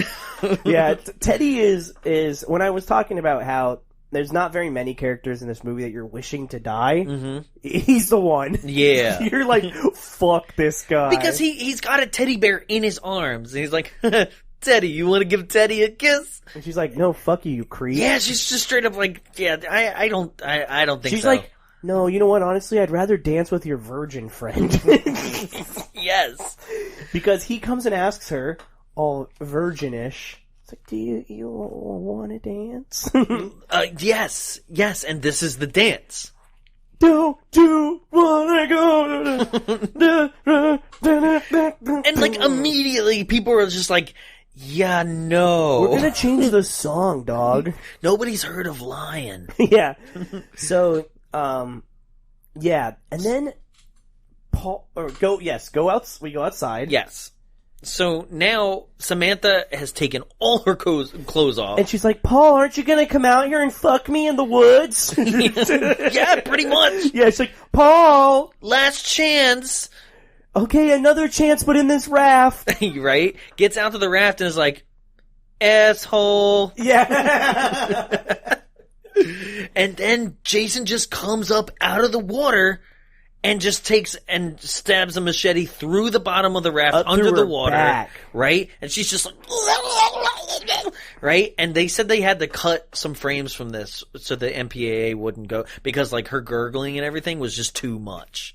Right? This is where I say he's supernatural. Because, as I said before, you said. He's under that water for a long time. Hey man, he was an Olympic swimmer. That's how he survived the first drowning. He was a Navy SEAL. He's just underwater. I don't know why my mom's so mad. I'm right here. Just wait till they send me in to kill Osama. So yeah, he kills her. And yeah, you're right. I guess he was just under the water the whole time. Either that or like... He held his breath just as long as she does in that scene before. Yeah. Because Ooh, that's a parallel. Oh. There you go. Interesting. Right? Do you know a really cool kill from the remake, as we're saying that they're all attached and everything like that? Are you talking about on the dock? Yeah. Originally, though, she was supposed to just like she was going to swim in any direction, and any direction that she moved, he was just standing there menacingly and started moving towards that direction until she realized wherever I go, he's going to go, and he just stands there imposingly as she drowns to death. And that would have been a way cooler kill than what. No, I do like boob jiggle. Boob jiggle is fun, right? But yeah, I just learned about that one recently Holy too, shit. and I think that's way cool psychologically speaking. Hey, and just everything. swim to the other side of the lake, moron. You can't get there that fast. Probably. I do like my favorite kill in that movie. One of my favorite kills is when that guy gets the arrow in his head and he's just like, yeah, and like flips around with the arrow, and then he hits that chick with the boat. No, I like where he's doing like axe throwing. Oh shit! Yeah. It's brutal. That movie's great. He does that Brutally. in this movie too. He throws an axe. Yep. We'll get there. So there, Samantha is dead. Now, Paul, feeling guilty, right, is like, I can't dance with you. I gotta fuck go. my girlfriend. Yeah, right. What was he doing? I don't know. They clearly came together. They slept together the night before. They're going to have to see each other in the morning. I've been there, dog. Wait, what? My junior prom, I went with a friend of mine who like really liked me, and then a girl that I knew was like, "Will you dance with me?" And I was like, "Yeah." And then my prom date was mad at me for months. Damn. I know, what an idiot. What an asshole. I know. I've been there, dog. I've been there, Paul. She take your blue hat and wear it. That's right. So the blue hat, according to the director, was kind of a symbol of like whoever had the blue hat was getting lucky. Oh. Right? So she takes the blue hat and wears it, and then eventually winds up giving it to Jimmy. And this is my favorite line, because it's like, yeah, Jimmy, you're my second choice at best. Because she's like, hey. And he's like, aren't you interested in Paul? Yeah. And what did she say? Like, basically, she's like, I was. Now I'm interested in you. Yeah. And he's like, I'm gonna score. Listen. Yeah. Yeah, we're gonna score. Yeah. You would definitely be Beavis, though. I watched that movie the other night. Yeah. Yeah, Do America. It's so fucking crazy. Yeah.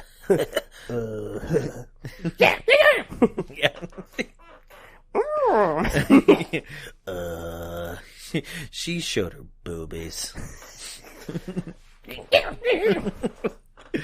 This sucks. This movie sucks, Beavis. That's you and me. Yeah. Waldorf and Statler and Beavis and Butthead. Because they reviewed music videos. Yes, That's right. yeah. Oh, God. Okay.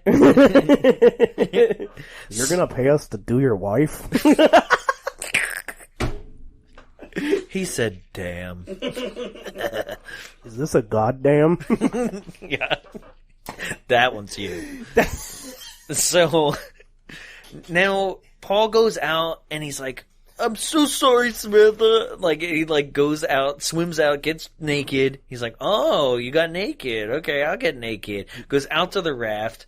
Samantha's, like, lying over the raft, dead.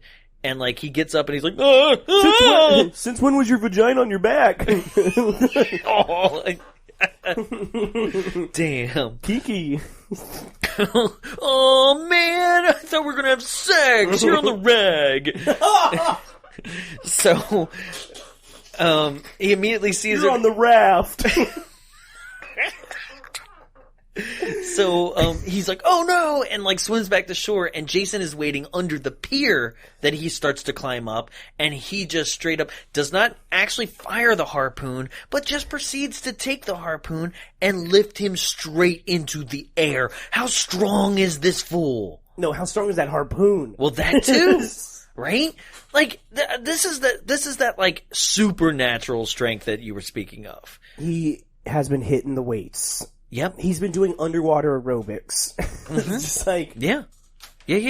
So, And like I said, I'm not exaggerating when I say the kills just keep going. Right? In this portion of the movie. Oh, yeah. So, Tina takes Jimmy upstairs, right? And this is the part of the movie in which it got weird when I watched the director's commentary. Oh. Yeah. Yeah. Yeah, so the director throughout the commentary to like and I recommend people listen to it. I actually recommend you listen to part 5. That was wild. That's where they're just making fun of each other like during the commentary the whole time. But in this one, the director was a little bit questionable in his comments like sexually that he would talk about when it came to these actors.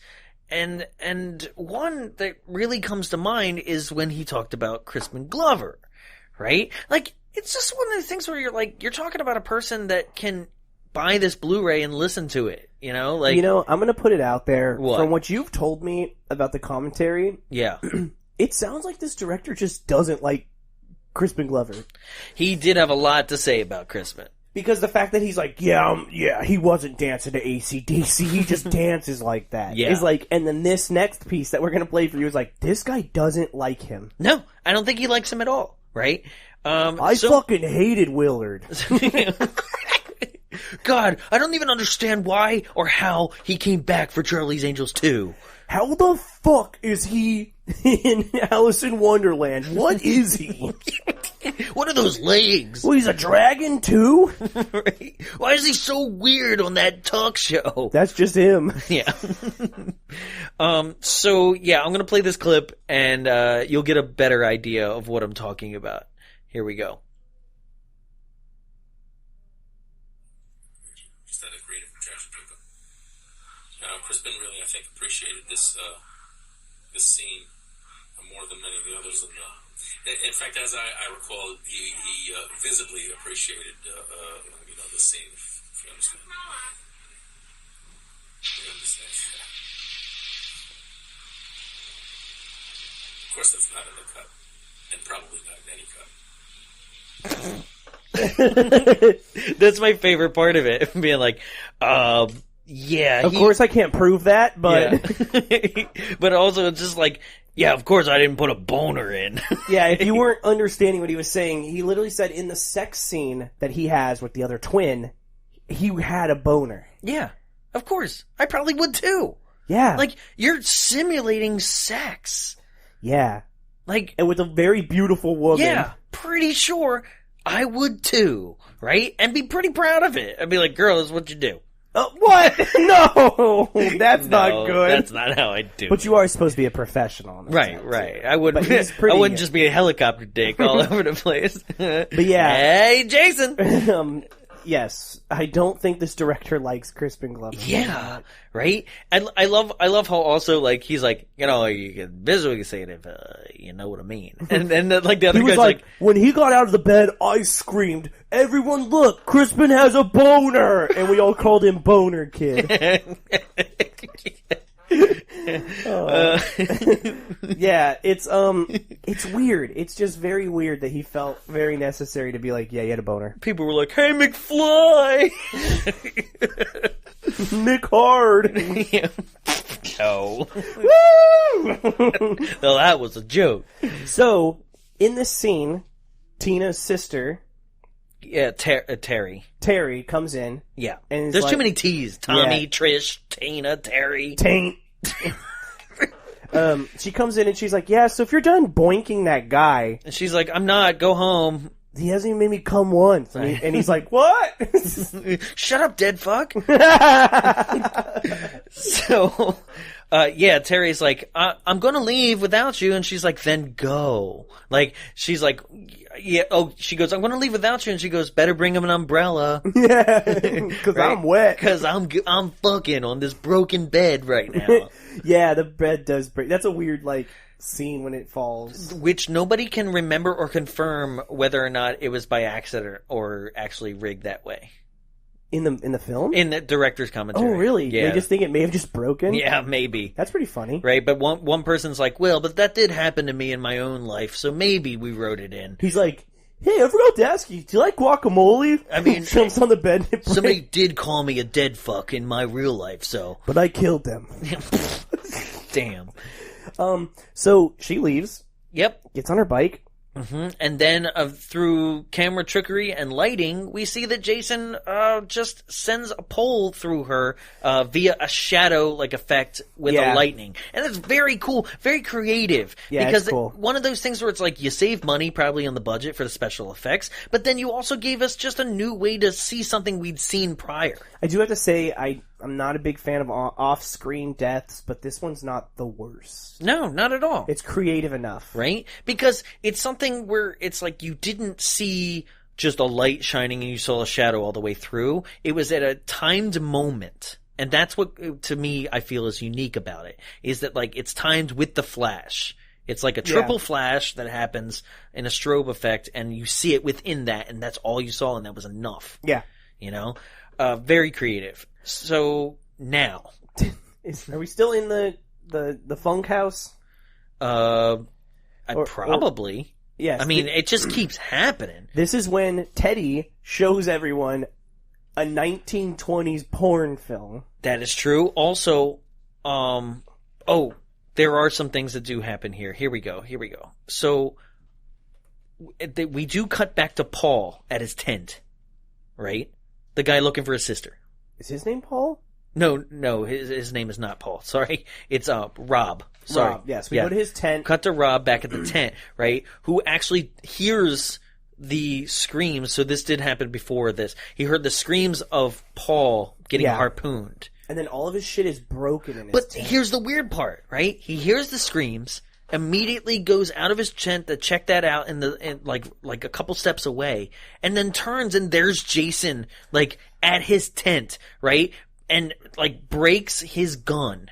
And then is just like, I'll kill him later, I guess. Yeah. What? He's like, I just want to make it inconvenient. Yeah, like, at what point has Jason ever been like, I'll just break his gun and you know, I don't have, he's not having sex, I can't do it. He's like, honestly, I don't have the energy for this. 13 kills is a lot.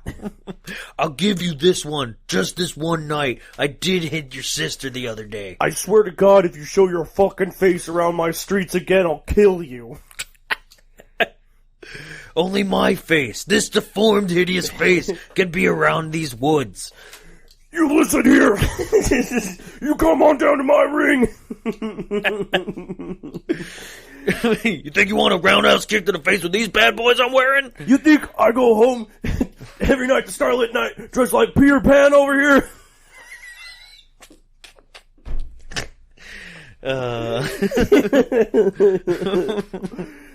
Come on down to Rex Voorhees. Voorhees condo. Between the Sbarro and the friendlies. All right, I'm going to show you how to get away. Chop the wrist off, walk away. Chop the wrist, walk away.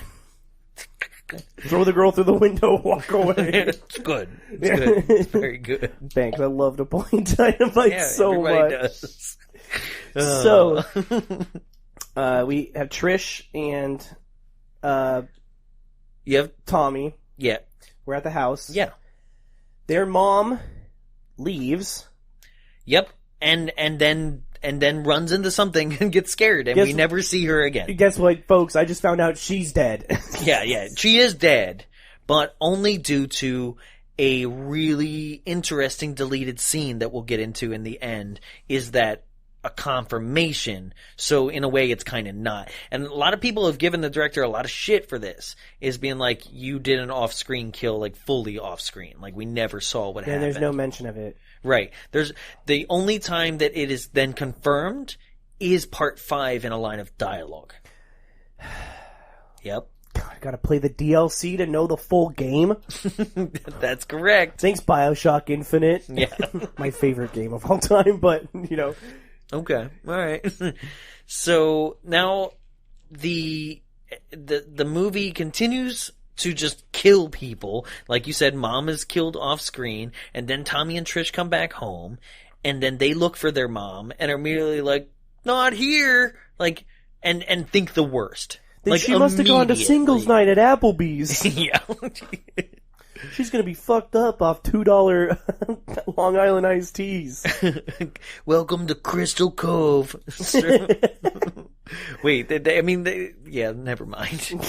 Because I was like, oh, they're gonna serve like Jason themed stuff. But I think that'd be insensitive 2 days after he just murdered an entire camp. We call this one the Eye Popper. Oh no. Oh man. This one's called Spear Throat. Would you like some Camp Crystal Head vodka? Oh. That's perfect. That's the marketing that he needs. Yeah. He needs to come out with Camp Crystal Head vodka. It's just a Jason shape. A red vodka. Yeah. in a Jason mask. Oh man. Call That's us good. up, Dan Aykroyd. Yeah. We got a marketing thing for you. Good job. Good job, buddy. Thanks. So, can we get back to this for a second? So this is when he's showing the porn to them. The 1920s silent porn. Not yet. No. What? It might have happened, but like we're not there yet where they're splitting off. We're at the point where now Trish is like, Tommy, you stay here, and I'm going to go and just try to find Mom out in the rain on my own. Oh, yeah. Which is where she runs back into Rob. And that's important that they meet back up, right? But I do love how she just, like, goes and, like, you don't know whose tent that is. You just went into the tent and then was just there, right? Yeah. To get out of the rain, right? And you think it's going to be Jason walking up behind her. Right. It's Rob. And he slashes his own tent? Well, because he sees something in it. Right, but, like, what was your plan? Slash tent and then what? Jason was just there. But he slashes tent, right? And then runs around to the side. What was step 2? Stab him in the head. I guess, but why slash the tent? To scare him. I guess. Like, it's Jason we're talking about. This fool's killed, like, 14 people already. Also, how's he walking around in the rain when we learn in Freddy vs. Jason that he's actually scared of water? Mama! Water bad. Yeah, bitch. Yeah, you like that water, don't you? Oh no, I'm Freddy. For some fucking reason, I'm scared of fire. He got burned in the furnace. That one makes way more sense. That one's dumb as shit. I mean, it is, but I mean... He's like from hell. Yeah. They're both from hell. No, Jason goes to hell later. Yeah, and then comes back. As a people. Oh, so you're saying Jason Goes to Hell happens after Freddy vs. Jason? Before. Because he Right. drags his mask down to Right, hell. you said he goes to hell later. No, I mean Freddy goes to hell. So why would he be scared of fire? Nobody said that he went to hell. Call us up, Lynn Shay. I mean, he is a demon, though. He's a dream demon. Dream demon. Dream boy. The power of Christ puts you to sleep. The power of Christ compels you, bitch. Yeah. So, yes, she sees that it's Rob, and he's like, fuck, we gotta get out of here. Right. So now, we're back up, and Jimmy and Tina have just got done making love. That's one way to put it, I guess. Boned. There you go. There you go. They're going to be boned soon. He cram jammed that slam ham. Right? And he asks her, am I really a dead fuck? And she's like, shut the fuck up. Shut up. I have no idea. I have no basis of comparison. I haven't slept with somebody in years. She's like, on this lake. What kind of question is that? Yeah. That's like so was I good? You don't ask that. No, you don't ask that. No, you just go home and high five your buddies. Yeah. You just go like a fucking creep and take her underwear against her will to your friend. Yeah. Like, was she looking for them? Because she's fully clothed the next time we see her. She has underwear on. No, yes, she does. No. Yes, she does. Because what happens to her, you see her underwear. You're confusing her with Trish. Too many people hate windows in this movie. I forgot. She's fully clothed in her pink pants again. That's right. Right? Dude. There's a reason for that. Those pink jeans on her. That must hurt. There was a reason for that. They wanted to show as least skin as possible for the dummy going out the window. Oh, yeah.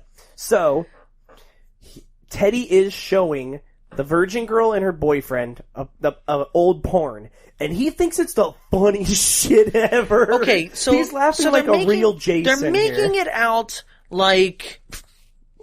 I got it. There it is. You're welcome. They're making it out as if, like, Teddy gets high and, like, that, like, oh, I'm high, I'm giggling a lot. Which, that doesn't happen. Did they show him get high? He is smoking something in that chair as he's giggling. Maybe it's PCP. Yeah, and this in the sense of they said for the longest time that this Friday the 13th held the record for nudity. They're counting the nudity in this. Yeah, I know, but there's some good nudity in this. Oh yeah, no, but you know Dumpy. What? No, I'm gonna give them the credit for most nudity because all the other movies are like booby, and this one's like butts. There's some butts. Booby. Yeah. Back of ball sack. Stop. Every back of ball sack is worth 3 boobies. So it really teeters the scale of nudity. But yes, Teddy's sitting there like... You gotta come back with me! Back to the ball sack!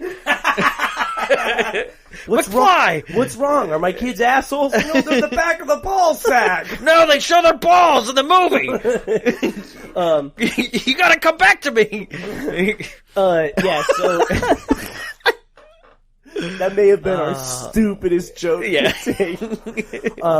Teddy's sitting there watching this nude woman just like do fucking dumb 1920 shit, and he's like, ah! And then Jimmy comes up. No, before that, the virgin girl and her boyfriend, she's like, let's go fuck. Yeah, she's finally like, it's time, I'm down. She's like, whoa, I did not know how horny this 1920s porn is gonna make me. Yeah. Right, well, I mean, I would say that probably she thinks that, like, you know, Jimmy's off doing his thing, like Samantha's off doing her thing. She's probably getting horny from that, too. I don't want to be in here while Teddy jacks off. Yeah. Hey, teddy bear. Little teddy bear. Here's what I have to say about her character. Uh-huh. I know we're not to it yet. Yeah. But the post-sex scene for her... Not her line. Is that what you're saying? Her line? No, not her line. But I'm saying her post-sex scene with her boyfriend is so genuinely cute and, like, endearing. Yeah. It feels weird in this movie. Yeah. Because she's so, like...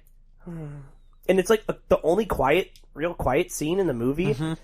And it's really played to be, like... Wow, she really loves this guy, and it wasn't like, you know, him having sex with the twin. It was absolutely like genuine love that just occurred, and it's really like, wow, that's weird. Feel bad for what's about to happen to these people. Yes. No, I feel you. It is a very genuine moment. So, now, Jimmy comes down with the panties. Which is like, dog. Yeah. That's fucked up. I've never once This isn't wanted 16 to do candles. This. Yeah, but like that's the thing. Is that an '80s thing? Because like an '80s teen thing? Because I'm over here being like, never once have I ever wanted to show off the girl's panties to my friends. What if he came They out? know what's underneath. What if he I just came tell out and them. was like, "Hey Teddy," and he pulled his pants down and he was wearing them? Well, Would you fuck me? yeah. I'd fuck me. No, because you're a dead fuck. Wow, how progressive of that movie if him and Teddy fucked. It would have been way better of a movie if they just realized their love for each other, right? I'm sorry I called you a dead fuck. You're clearly not. My daddy taught me to be proud of my penis. Oh. Thanks for throwing in an inside joke to the porn that we watched. The first time I was ever on the show for a Friday the 13th. That's right. Yes. Okay, so it comes back Funniest porn scenes on YouTube. around. Gay porn scenes. Yeah, gay porn scenes. So he gives him the underwear, and then he's like, "Let's celebrate with some wine." They really are getting romantic with each other. And this is my second favorite kill. This is your second I favorite. just like the brutality of the whole thing. Yeah, he was scared. He genuinely thought that they were going to swing at his face. Really? So Crispin Glover's actually scared? Well, just of the swing. Well, with this director, I'd be scared too, because he obviously didn't like him. He might actually murder him on set. He seemed to like him. Like, I'm just only telling the bad stories, but he had nothing but praise for him. So he's trying to find the wine cork. Hey, where's the corkscrew? Where's the corkscrew? Teddy! And he... Oh my god. And he gets screwed again. Whoa. Twice in one night. A lucky guy. Still a dead fuck. He gets his hand stabbed into the countertop with the corkscrew, pinning him to the table. And the reason why I'm like, the brutality of this is because it's quick, man. He's like, ah! And then just takes it's a cleaver. Yep, it is a meat cleaver. Straight to the dome. Like diagonally across his face. Yep. Why it's so quick? Because it's done in reverse. Oh, they pull it out of it? Yep, they pulled it out. So, like, that's why it's so quick, because they pulled it away super fast. It looks so cool, though. It's brutal. It's and then, super brutal. Do you know, take a guess how that scene was originally supposed to go down? I don't know. Corkscrew through the face. Oh, fuck. Yeah. That would have been real brutal. Yeah. Yep. Which reminds me of when I did my really bad B movie. I did corkscrew to the back of the skull. No, it wasn't a corkscrew. What am I talking about? It was a keg tap. Yeah. And then he pumped the blood out. And it was you need fun. to watch Dude Bro Party Massacre 3. They do that? They do it. When was that made? Recently. Fuckers took my... I'm suing! It was a couple years ago. Please, I parodied Scream and everything in that. But thing, it has a really good line. The killer's name is Motherface. Yeah. She jabs a psycho. Yeah, right. She jabs a beer tap into the top of a guy's head, pumps it, and blood comes out into a cup. She drinks it and she says, "Too much head." Okay, we didn't have a one-liner afterwards. It's a good one-liner. We didn't Freddy that scene. So, is Teddy the one who dies next? No. Now we're back upstairs, and Tina. Yo, okay. What?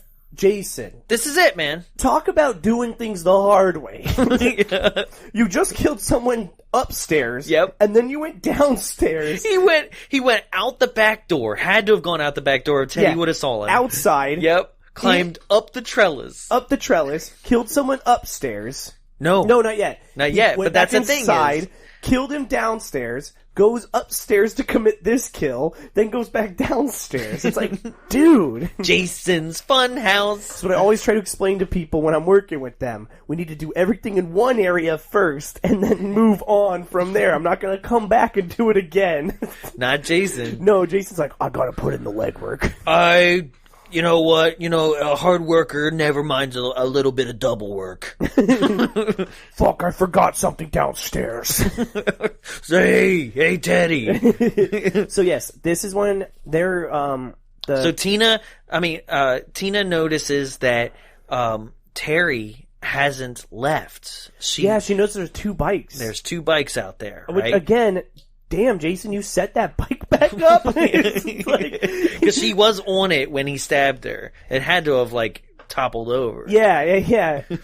Well, because Jason is all about, like making his own, like scary farm in this movie. Yes, again, I don't know why scares... Welcome to Voorhees Scary Lake. I don't know why killers in movies are so hell-bent on showing you bodies. Yeah, because he goes through some work. He is on display here, but actually that we'll get to that. I feel like that there's a method to that whole madness. He does it a lot in a lot of the movies, though. He presents bodies all the time. Yeah, but this one is like the way it's laid out, and we'll get there. Really seems like there's methodically placing them specifically for a reason. Oh, I know exactly what you're going to say. Yeah. It's to push her out a certain way of the house. In a way, kind of. Her. Well, no. Like, we'll get to it. Pin in it. So, because it will come back. Tina looks out the window. Uh-huh. Notices her sister's bike still there. Yep. And you know what? Let's just get to it. This motherfucker busts through the window and grabs her and just chucks her out the window. Body soars. Lands on the roof of a car and blows its windows out. Now here's the thing: she's still alive, without a doubt. You think so? She's fucked up because, again, I mean, they show her body later, so no. No, but I'm saying she would have survived this. Remember how I told you in the new Child's Play movie, there was one scene in particular that really bothered me, and it was that a guy falls off a ladder 20 feet, lands, and his bones shoot out of his legs, and they break, and he's incapacitated. And then later in the film, Aubrey Plaza falls from the same height wearing heels and just shrugs it off. Yeah. Later in the movie, when Trish comes out of that window and lands flat on her back on the hard ground, she just gets the wind knocked out of her and she gets up and moves. I hear what you're saying. I hear it. But this kill's really cool.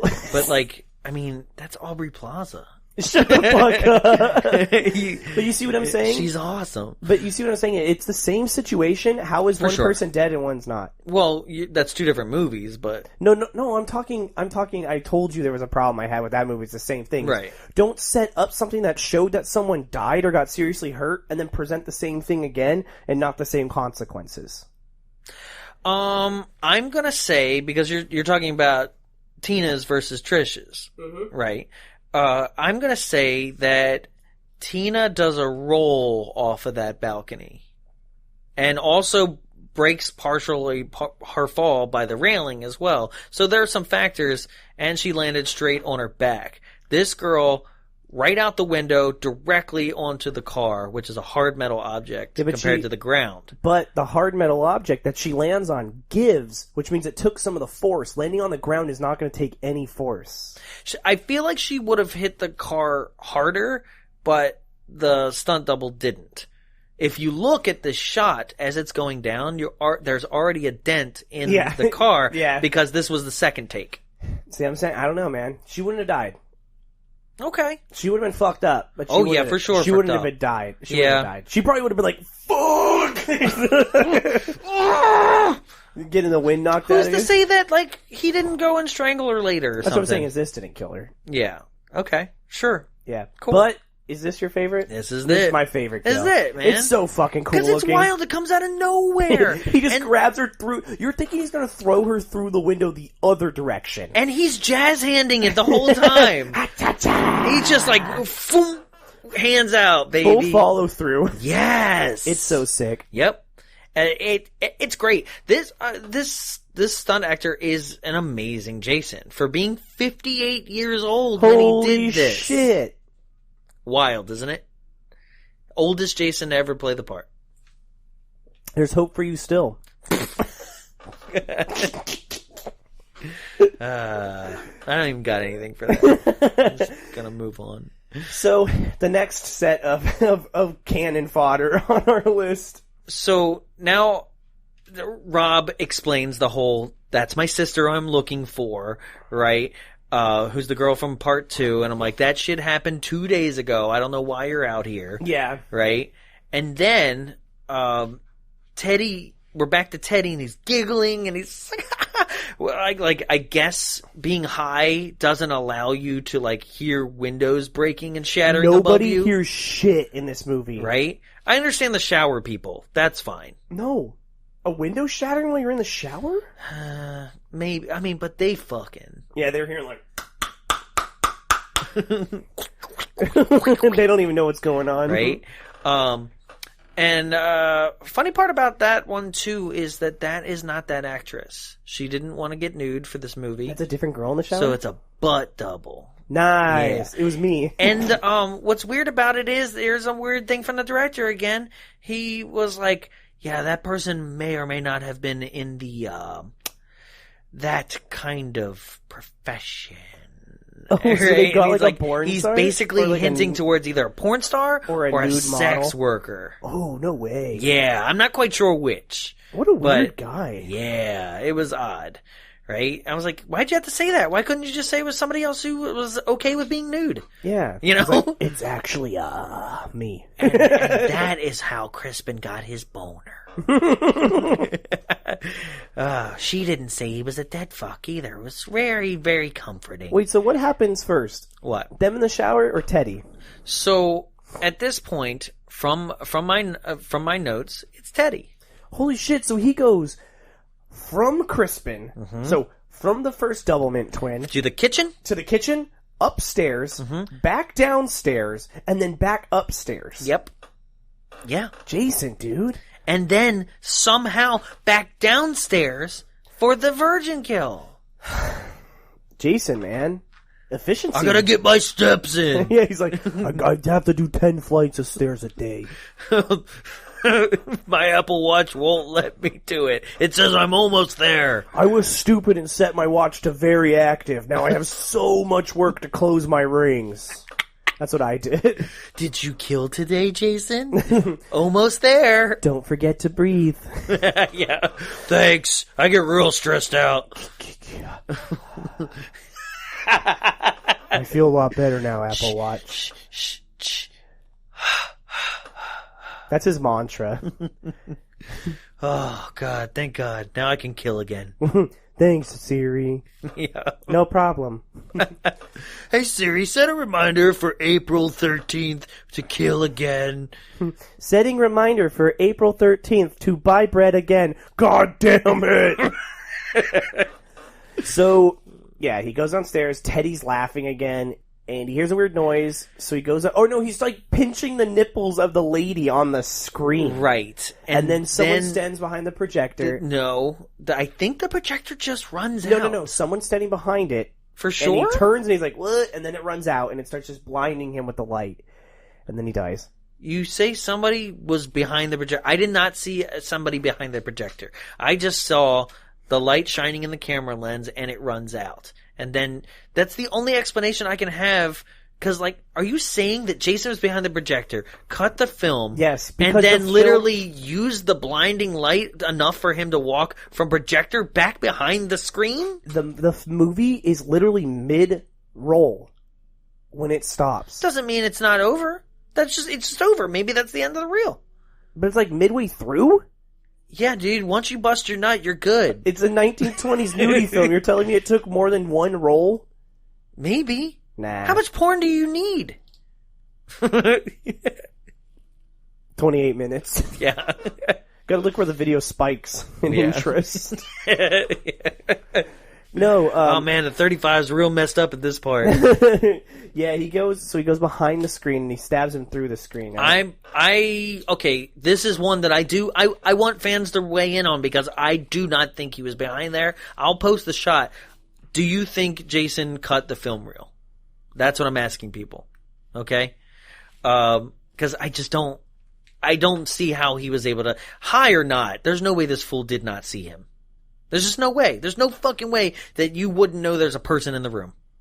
But what I'm saying is, he was sitting right next to the projector. Yeah. And then went up to the screen. Right. And was watching it. Right. And then when it all of a sudden stopped, he's like, Jimmy? He's like, right. So he thought someone cut the film because it just stopped out of nowhere. Sure. So it would suggest that he saw something that looked like a person over there. I don't know. There's 2 killers. Debatable, right? There was a second shooter on the green. Look how he cuts off Jason's head. Back and to the left. Back and to the left.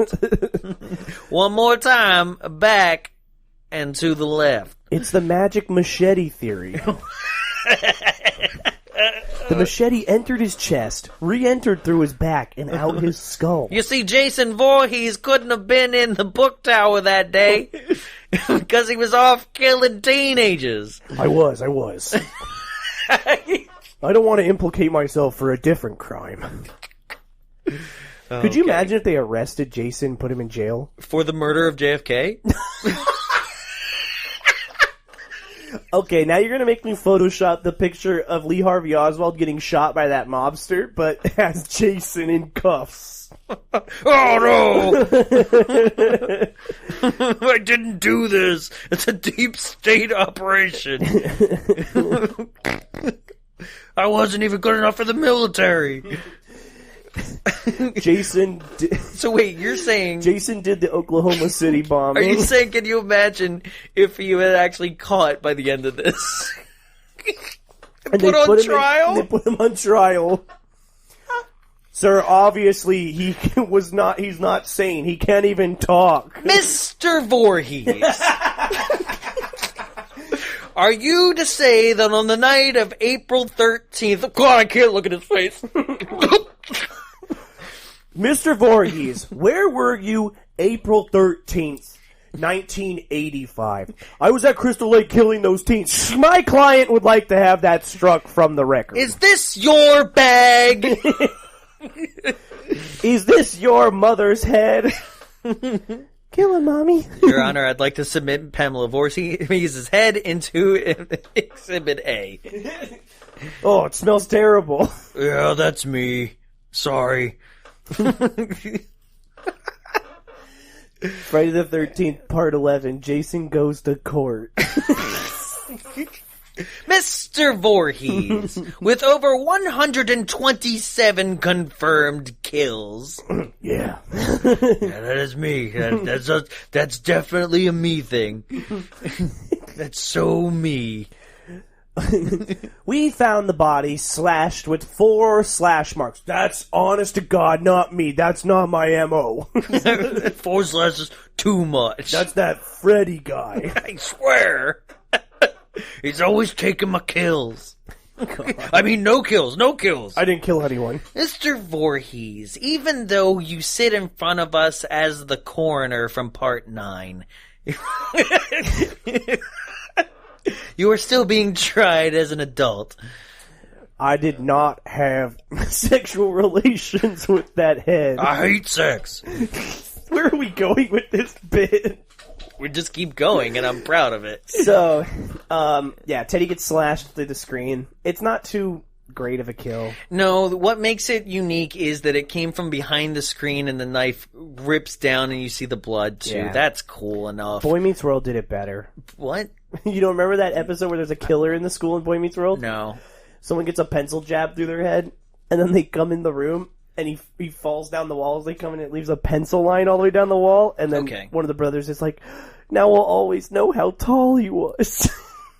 That's funny. Yeah, see? I didn't watch much Boy. I like a little bit of the first season, and then I guess I outgrew This was like when they were in high school or whatever. They're older. It was more fun. Oh, okay. Yeah. Yeah. Topanga. I guess. You saw Topanga. That's right. At a restaurant. I had dinner with Topanga. In Fullerton. But not dinner like we knew each other and talked. No, she was just sitting at the hibachi grill next to you. It happened to be Mother's Day, Father's Day, or something like that. And I was at a hibachi grill here in Fullerton, Chomp Sushi. I recommend it. It's great. No guarantee you will see Topanga there. Nope, you won't. But it was her. It was definitely her. Her and her husband, which I happened to quickly Wikipedia and look up, and it was him because I was like, it's not her, right? But then looked up, I was like, because she was pregnant. I think she's probably had the baby by now. right? But I was like, no, right? And then I Wikipedia her, and it was like, expecting their child. I was like, what? And it was like, expecting child with, and I forget his name. And I clicked on, and they showed his face. I was like, that's his face! I saw Melissa Joan Hart of Sabrina the Teenage Witch at Naples in downtown Disney. Yeah. And her child was having a meltdown right next to my table. And she was like, we're not going to do this here. You know, it's like, I was like, oh, cool. Use a spell on him. I'm going to need help. Sam! A ladder just comes up. Oh my god. So, next, he does the legwork again and goes fucking upstairs. Right? And so Virgin Girl and her boyfriend have had sex in the shower, and she leaves the shower, right? Yeah, that's when she says something real fucking weird. Yeah, where like he says like, I think I'm in heaven, right? She goes, I think I'm in love, right? And he goes, what? Right? He goes, oh, nothing. You could have just said, I love you back. He said, I think I'm in heaven. Right. Like, I think you're safe. Yeah. I mean, but at the same time, like, it's just like, you said what? We're not even dating! You fucking weirdo! We just came up to the cabin to fuck! So, now, he is in the shower alone. He's got a soap bar. He's singing. Okay, he says something fucking weird in this next scene. It puts all the homoerotic tones of Friday 2 or Nightmare on Elm Street 2 on, like, I'm glad pause. you said it, because like so Jason turns out the light in the bathroom. But he turns it back on. No, he doesn't. How is it still so bright in there? Because movie. Yeah, that's right. But turns it off, and he's like, hey, Paulie, is that you? Yes. And hey! And then he says... He goes, hey, Paulie, hey, come on in. I think I dropped my bar of soap. Yeah, he goes, I dropped my bar of soap. And immediately, Jason smashes through the glasses like, I ain't no gay! Don't be saying that shit! Prison rape's not a joke, asshole! It's weird. Yeah. He was gonna fuck his friend. I mean, hey, I already had the girl. Now time to take you on, Paulie. Hey, Paulie, I know you didn't get that nut. It's already too late that I have to see your dick while I kill you. I'm not gay. Yeah, it's weird. Ain't no gay Voorhees. But yes, he drags him through the glass. It's pretty brutal. Kills him. Yeah. So Virgin Girl's like... Well, no, he doesn't drag him through the glass. He just... Like, he crushes. Through. Yes. On the tile. Right. He goes hand... between his head is between his hand and the tile, and he's like, and straight out and into it, like crushes that head. Another great kill, like just because the brutality of it. Because you're kind of expecting like maybe it's a ripoff of Psycho, maybe it's like like Jason's wearing his mom's face as a mask. Yeah, that's where it should have went. But you know what? One thing I do really like. I'm just now realizing about Friday the 13th is there's always a semi-subdued kill that is then escalated later. In a later film, done even better. And the one that I can think of that escalates this kill even better is when he grabs that chick's head and slams her through side of the... Part 6. Yeah. In the RV. Yeah. And her head makes the indent on the metal. Yeah, like those science fair toys. Yes. And it's like...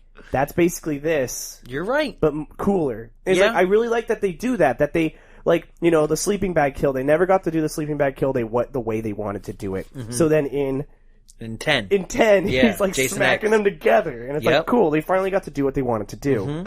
Or like, one of my favorite kills, honestly, like, I hate that it comes from this one, but, Jason Goes to Hell, right?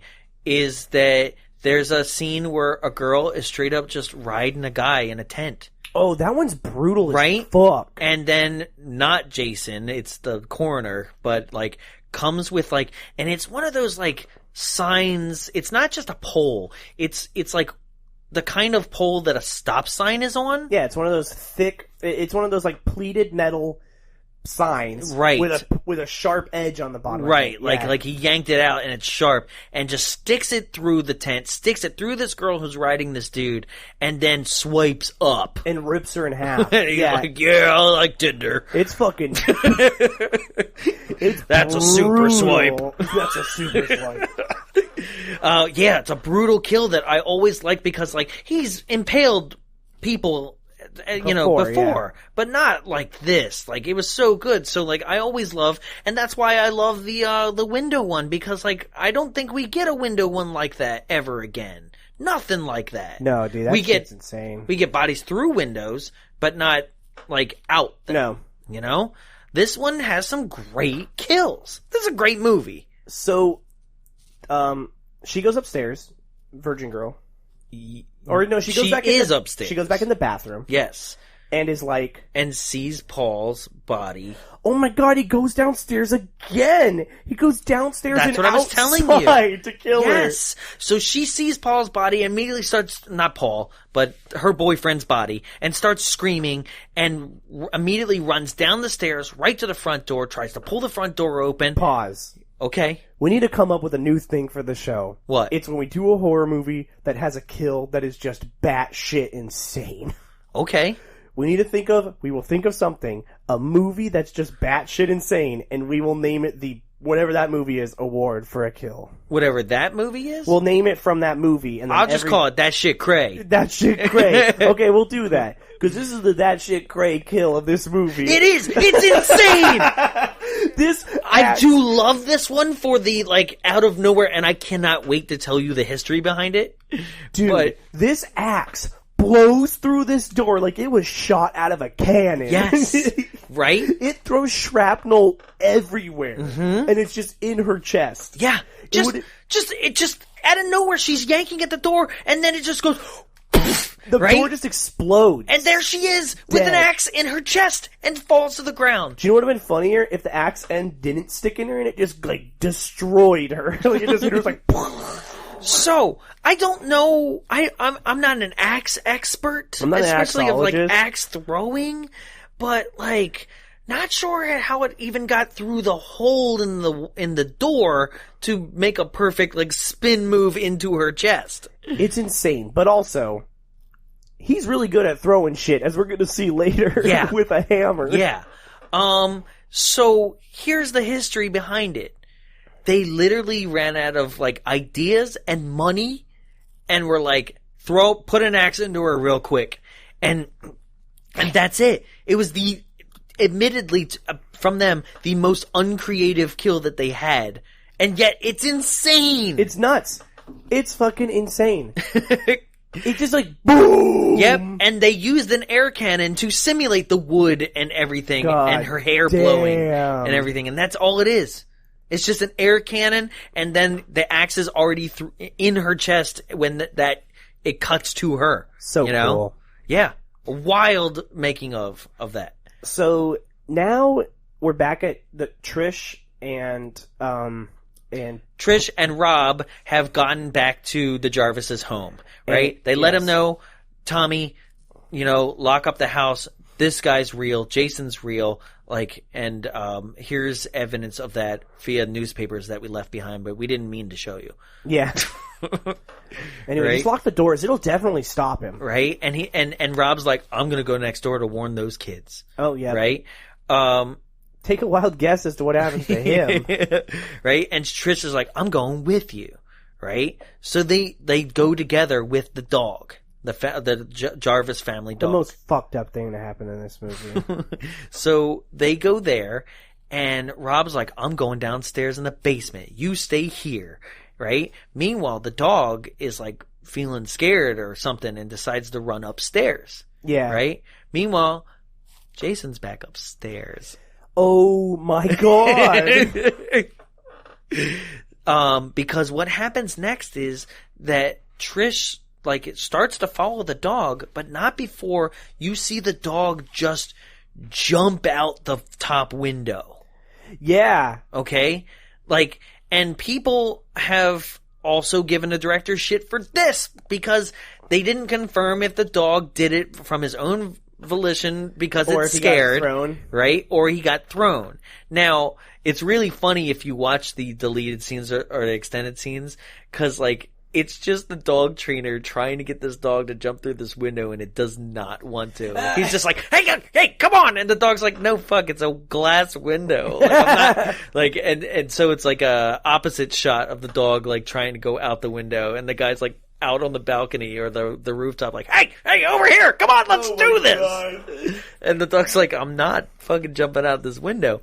But, we don't see the dog land. We just see him, like, out the window. So we don't know what happened to him. But I'm going to say, did the dog die? Now, I would leave this up to votes for the listeners. Everyone's going to say, no, the dog didn't die. They don't want him to die. Of course they don't want him Handle to die. the truth. Yeah. Dogs die. If you don't like... Jesus Christ. Dogs die, guys. If you don't like truth, if you don't like facts, then you're anti-semantic. Oh, man. Speaking of... Not that. That's not a way to... I'm talking about dog death here. Don't! My dog is on her last legs. Well, poor Kevin Smith just had to put his dog down yesterday, right? And it was the one time where, like, I'm genuinely always interested to tune into his live stuff and, like, hear what he has to say. Was the dog Moose Jaws? No. God damn it. No, but it was the one time he showed his dog's last meal, right? And it was the one time where I was like, Kevin, maybe just make this one private. Not the one. That's the first time with Kevin Smith. Not when he wrote that horrific tweet about him and his wife's sex life. No, I'm okay with. Ugh. Whatever. Do you know what he said? No, I guess not. Yeah, I'm gonna find it. You keep going. Oh, okay, cool. So, now they're over there, and the dog jumped out the window or died, and so Trish runs back downstairs after she runs into the boyfriend's body in the shower again, and like somebody else run into him, and then proceeds to what? You have I got it. Fine. All right, ladies and gentlemen, get your barf bags ready Shut up. for picturing 2009 Kevin Smith saying this. He tweeted in 2009, 10 years in and we bone like we're cheating on each other with each other. A decade plus and her clit/brown/taint area still pones my dick. Don't you dare back that up. That's fucking gross. He loves his wife. A lot. I hope you have. I hope you're as sentiment one day. Oh, how I love thee, Carly. Let I'm me not count the saying ways. in your brown hole.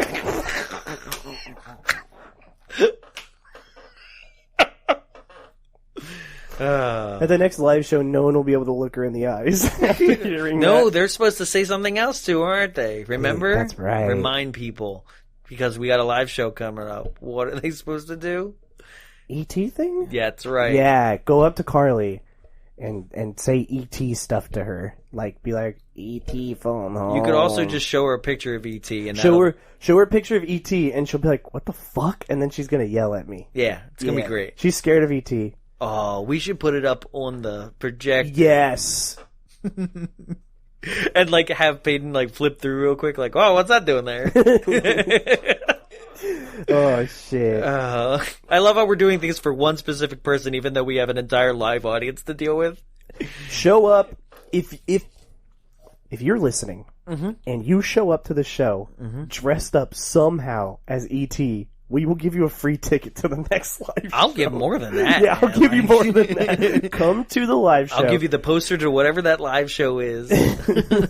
Not this next one. You want that poster. I do. It's an original. Jingle All the Way. Show up to Jingle All the Way dressed as E.T., and we will give you something. Okay. Or Elliot with an E.T. doll. Yes. And go up to Carly and be like, ooh! That's not what E.T. does. What's he, R2 when he gets shot? He drowns in a bathtub like a dumb fuck. Speaking of bathtub, back to the movie here. Like, Yes. she sees the boyfriend in the bathtub, runs downstairs, is like, he's here. We gotta get the fuck out of here. Yeah. Right? And so they proceed to run upstairs, but here's where it gets weird. Yeah, how does he die in the basement? How does Jason get from the upstairs, where he got the dog, right, down and back into the basement, unless there's a basement cellar? Like, There's a second staircase. there's got to be one in the basement, Yeah. too, right? Yeah. That's what I'm guessing, but yes. They're running up the stairs when Jason just comes plowing his fist through the stairs. Well, no. What's his name has already died. No. Yeah. No. Paul, that's what happens.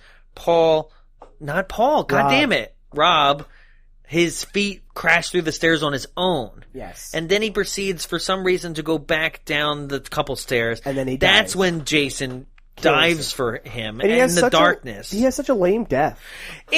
It's just a guy who's there being like, and now he's got the chainsaw! Yeah, I don't get why he's... Yeah. He's killing me! Because that's what he's doing. Oh my god, he's killing me! I don't know why he's narrating what's happening. It's like, motherfucker, we're watching a movie. We can see. Yeah, right? I know why. Because the commentary said so, right?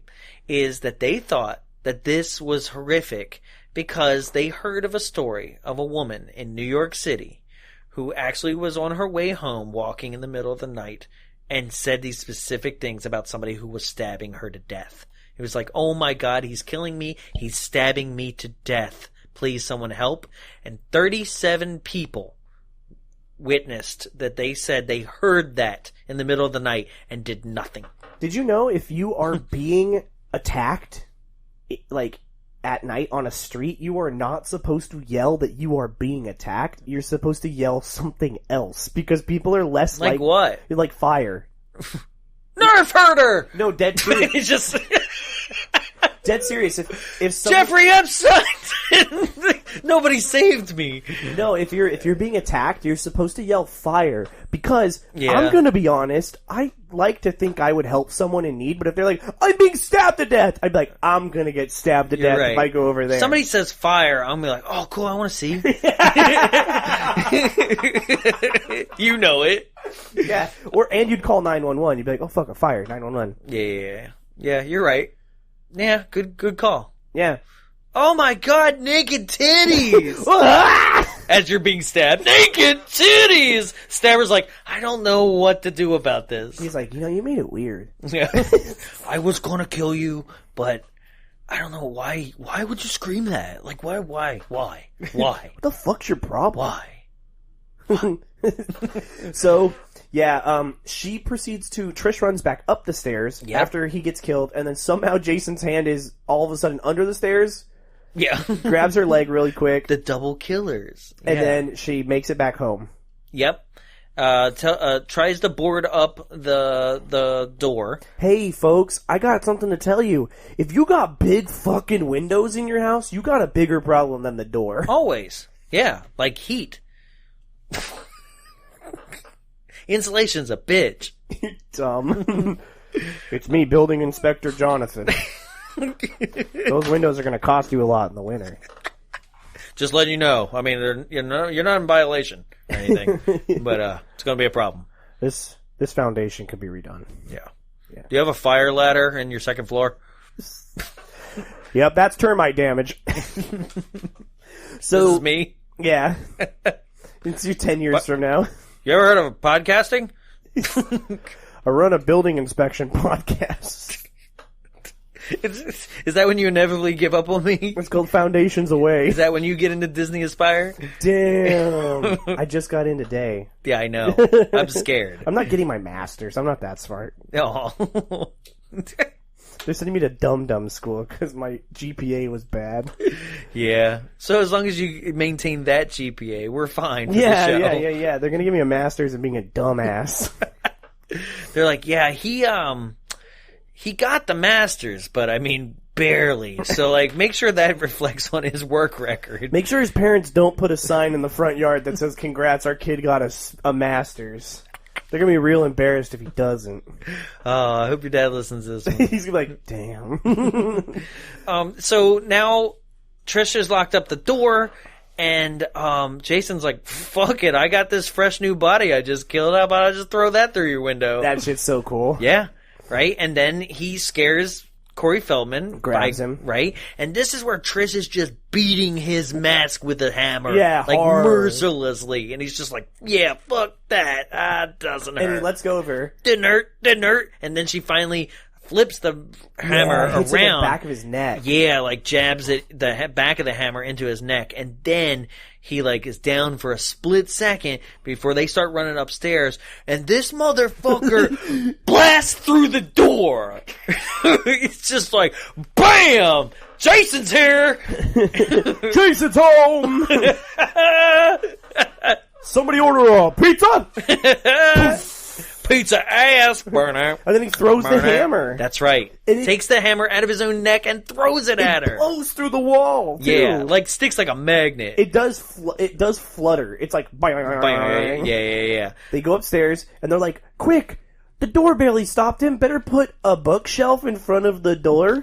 Yeah. Something that would tip really easily. Mm-hmm. Let me tell you guys from some experience that recently just happened to me. Someone accidentally dropped a large, heavy box in front of a door just recently, and the person on the other side of the door managed to open the door still without knocking over all of the boxes. Oh, I believe it. They just repeatedly hit it until it was open. I would have enough. loved if the door... I would have loved if the door opened the other way. I thought about it for a second. That'd have been great. Because sometimes when I see these movies... Like, when they barricade themselves, I'm like, all right, so can we get past this? Because I know that's not going to work. Or, like, you know? What if a killer was really smart and you barricaded yourself in a room and they just set your house on fire? Damn. I'm just saying. Yeah? It's like, now you're stuck in there. Jesus. That's good. Just like the whole teens on fire. Like, the whole house of teens. He'd be like, know what we missed? You know what? I'm late for Parcheesi, so... Do you know what's one thing we missed that we just need to talk about really quick? Jason's House of Horrors. When Trish leaves the house, she tries to go out the back door. You're right. But what I said, put a pin in. Yeah, right? Crispin Glover is crucified over the door. Right. But also, strategically, Tina has now been moved from her landing spot with the car, right? Has been placed on the front door. Yes. Right? This fool, Jason, this fool... He's forcing her upstairs. Right. Right? He's systematically being like, she's gonna be scared when she opens the front door. So then, like, I'm gonna send her to the back door. Right? And that's where Crispin Glover is crucified along the entire door. So now, she's like, I don't have a choice. Like, the first time, I chose to avoid that body because I was scared. Next, this one, I can't get around it. Right? So I'm gonna have to go back that way. I think he had planned by that to have her. Yeah. Right? When she gets upstairs, jumps out the window, lands on a really spongy piece of ground because it flexes like 3 feet down. It's a mattress. Yeah. Yeah. And then she gets away. But she landed that way in real life too. Like, that wasn't like staged. That like she was like, I'm gonna lay on this nice new Casper mattress. Oh damn. Yeah. So the reason why I bring this up is because quite possibly the most brutal thing that happens in this movie for me is such a quick throwaway thing, but the implications are so disgusting.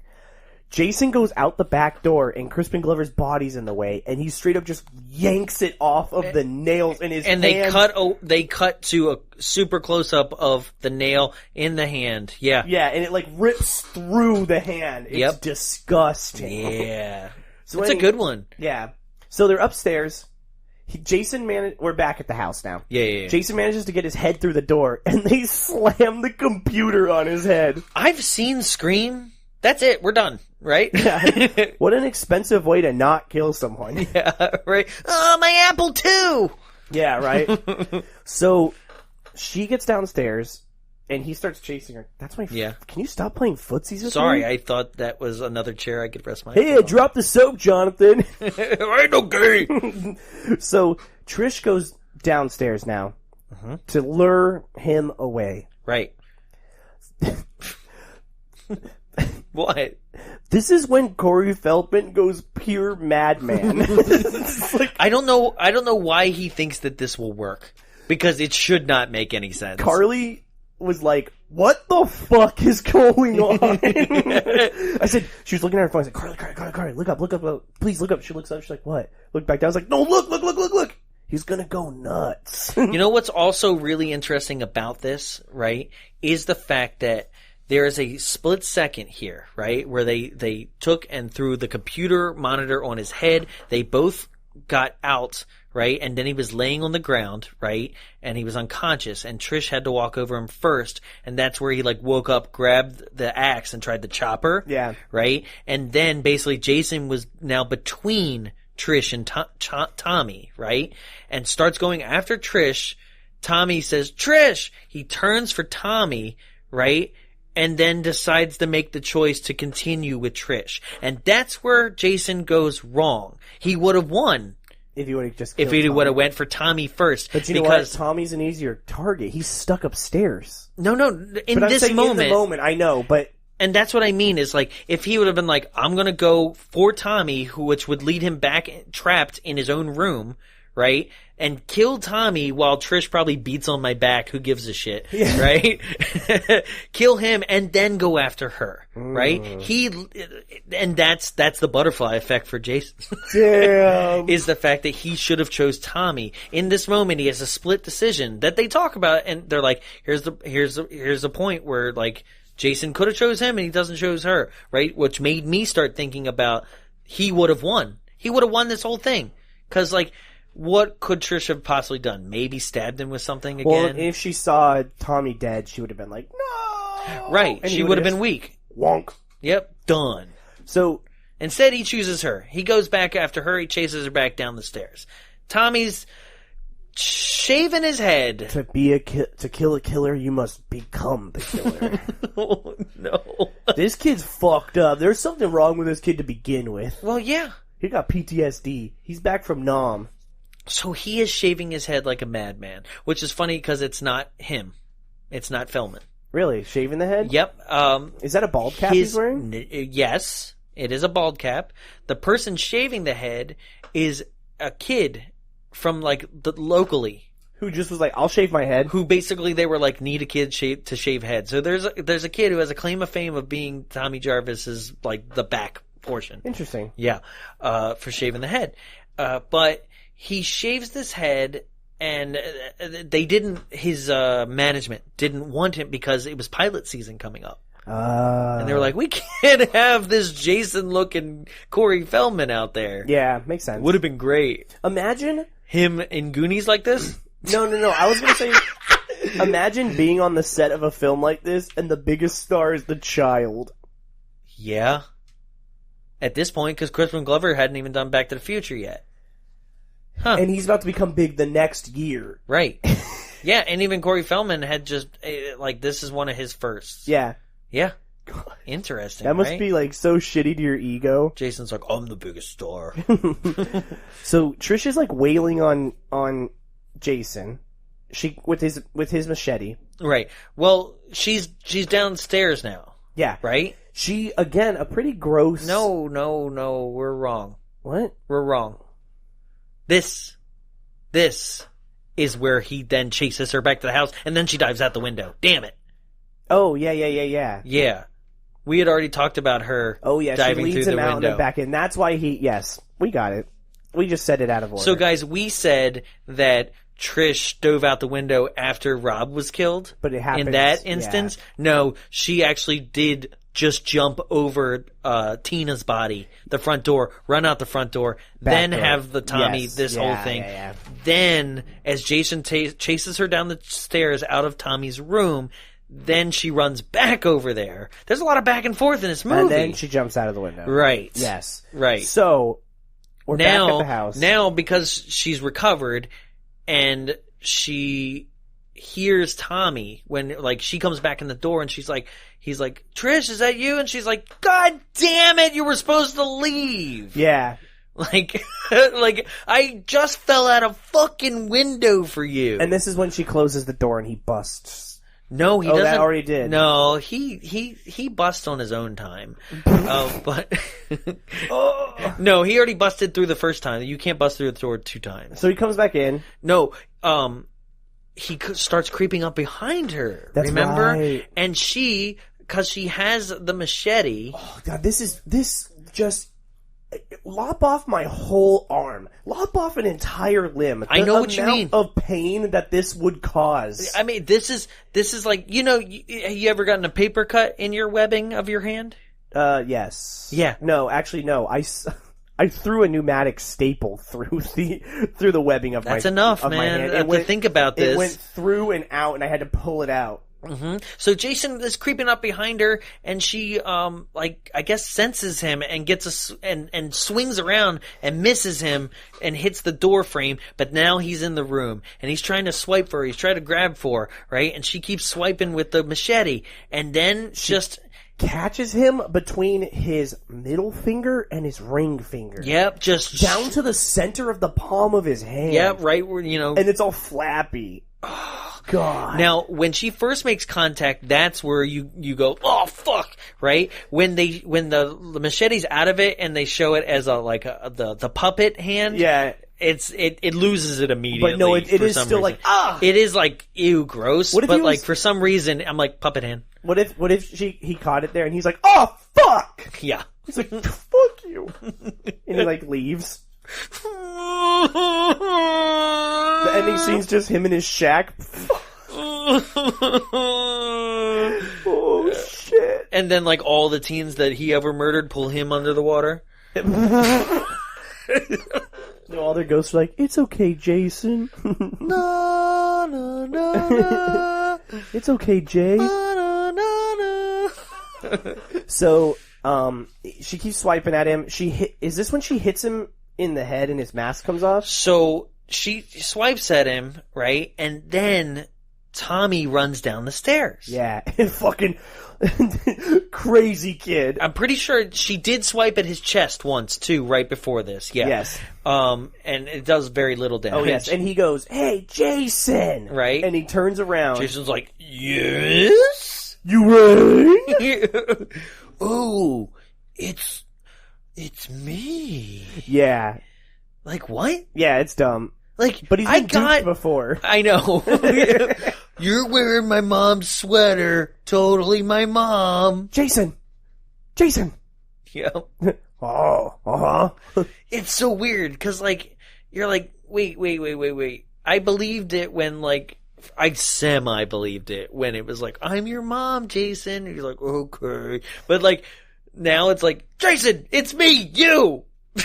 He's like, if you're there and I'm here, who am I? Who's been doing the killings? He's like, fuck. I'm really high right now. I smoked some of Teddy's weed. I did PCP. So then that's when she connects with the back and his mask comes off. Yep, and there it is in all its gruesome glory. He's like, and she catches him in the side of the head. Nope. She, like a dumbass, drops the machete. Oh, yeah. Right? Just is so scared by his face that is just like, oh, fuck it! Hey, fuck you, Trish. That's ableist. Not everyone looks so like, normal. People are just like, Jesus Christ! I mean, I know he's been killing everybody, but that face is brutal! Jason, you have a face only a mother could love. Like me. What? Jason. It's his mom again. Oh, I see. I thought you meant you have a face only a mother can love. I was like, that's pretty mean of you to say about yourself. It is pretty mean. Really hard on myself in my later years. Damn. So, yeah, she drops the machete, and he's like, oh. Yeah, Jason is somehow mesmerized by what is best case scenario, like, a good-looking kid version of himself. Yeah, it's a bad cosplay. Yeah. Oh, man. I how many people have done Tommy Jarvis as Jason cosplays, do you think? None. I bet you. That would be a cool thing to see at Midsummer this year. Yeah. Come on, guys. Show up. I don't want to see another kid Pennywise. And I don't want to see a bald... I don't want to see a bald cap either. Commit. Shave your kid's head. Oh, I was hoping it was going to be an adult. No, it's a kid. Oh, man. Somebody should do, like lineage. Like, your child should be young Tommy, right? But then you should be skip 5 and be badass Tommy. I'm gonna go to Midsummer as NES Jason. Speaking of the Tommies from the other one, Corey Feldman in the special features also was like, you know, it'd be really cool if like one day like I came back and it was like one final showdown between me and Jason. And that was 10 years ago that special feature came out. They're like, no, just keep making whatever shit you're doing. It's fine, Chris Angel. Just keep stealing Jonathan's VHSs. Hell yeah.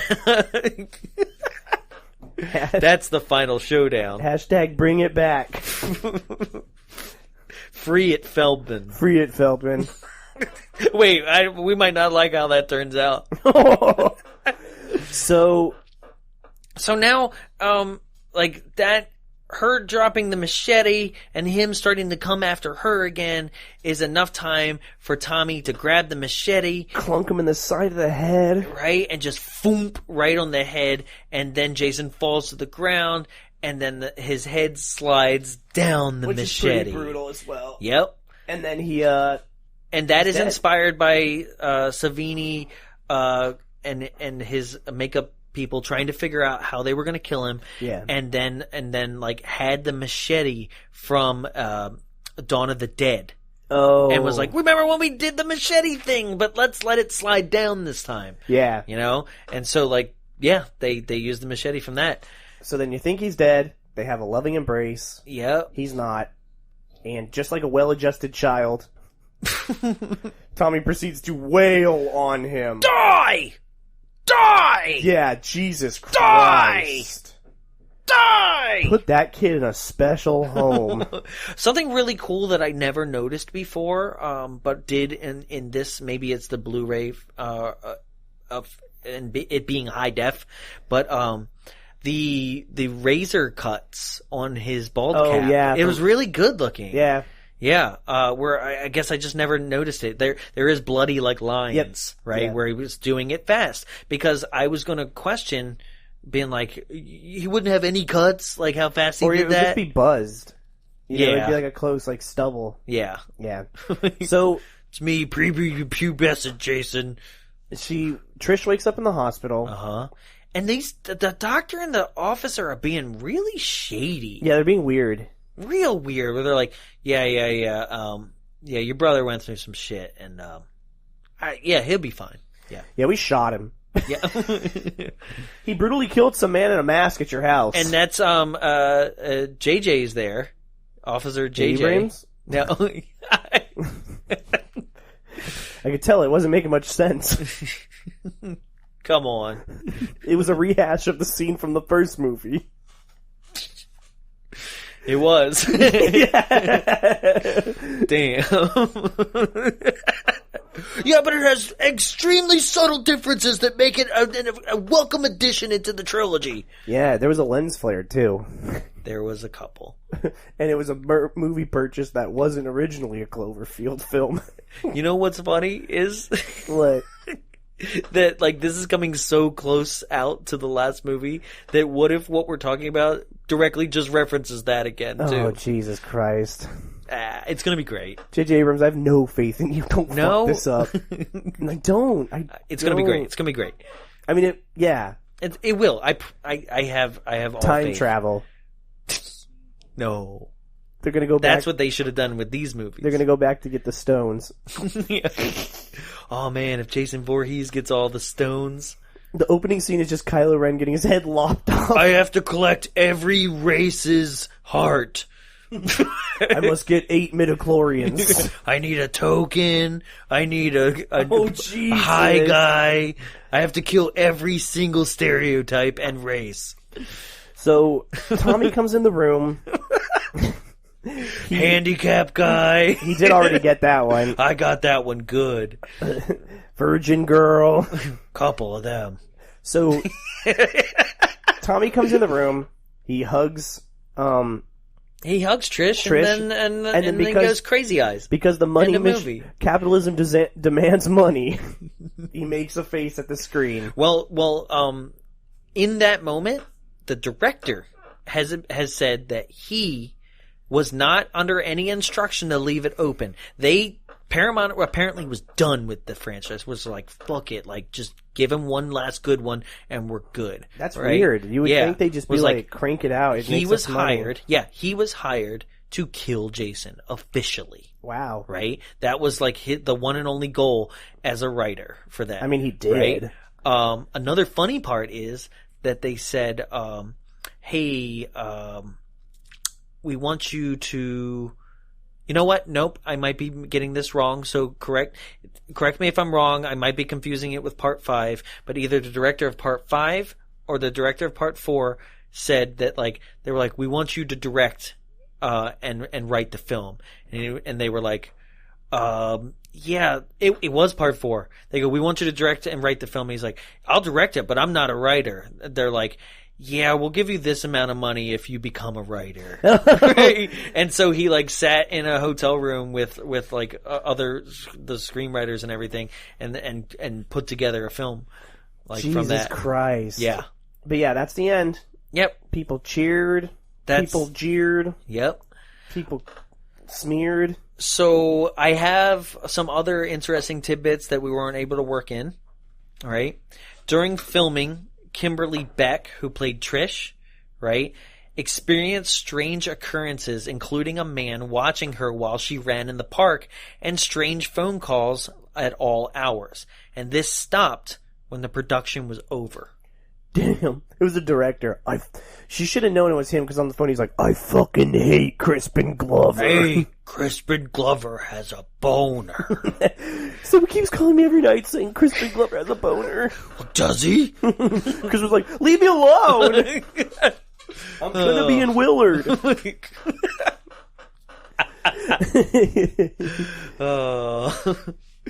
Are you okay? I heard you heard about my boner. Leave her alone, Biff. Leave her alone, boner. Stop calling me that. Go talk to Calvin Klein instead. Stupid. So, I got weird phone calls too. Well, yeah, what about? Well, last night Darth Vader came down from planet Vulcan and told me if I didn't take Lorraine to the dance, he was going to melt my brain. Great Scott, welcome to the Institute of Boner Technology. Stop, guys! I'm not going to be in the second one if you do this. Boner kid. So that guy's life was ruined by Crispin Glover. The guy who played him in the second movie. Oh, yeah. I guess. No, he like because he played Crispin Glover against Crispin Glover's wishes, he didn't want to be in the film at all. Crispin Glover's agents and his managers... Oh, like blacklisted him? Yeah, trashed that guy's career because he went basically against the union on it. Poor guy. Really? Yeah. He could have been a Willard. Also, the writer, Barney Cohen, originally wrote a scene involving... I can't even read it with a straight face. Originally involving Jason fondling Trish's breasts. What the fuck? I'm glad that didn't make the final cut. Like, at what part? Like... Jason horny. You know what? I've had a lot of chances to fondle boobs, and I wasn't feeling it, but you, girl, in your dad shirt... Yeah, Jason? With a belt. Yeah, Jason, do you like that? Do you like that? Crack!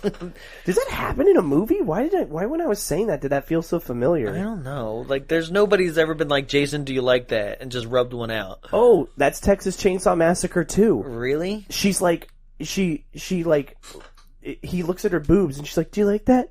Yeah. And then she gets away.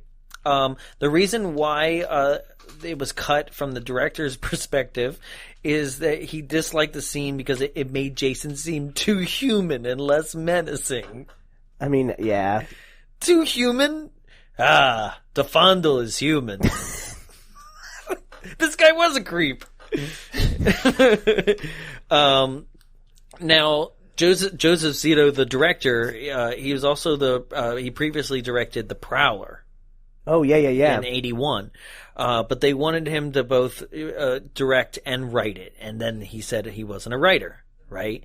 They would write script pages like the day of. Oh, wow. Right? And That's just gotta be hand frustrating. them. Yeah, like they would be in their New York apartment. Like this is how they the writing process, and this is where you're like, how did this movie turn out as good as it was? Right? Is that they said, here's a contract, we're paying you double to write and direct, like I mentioned, right? And he responded basically like, yeah, I'm totally a writer, let's do this, right? And so he used the extra salary to hire Barry Cohen, the writer that I mentioned about the fondling breasts, right? That's funny. They're like, we'll pay you more to write it. And he's like, okay, cool. I'm going to use that money to pay a writer. Right. And then he used that salary to hire him to somewhat secretly write the script, right?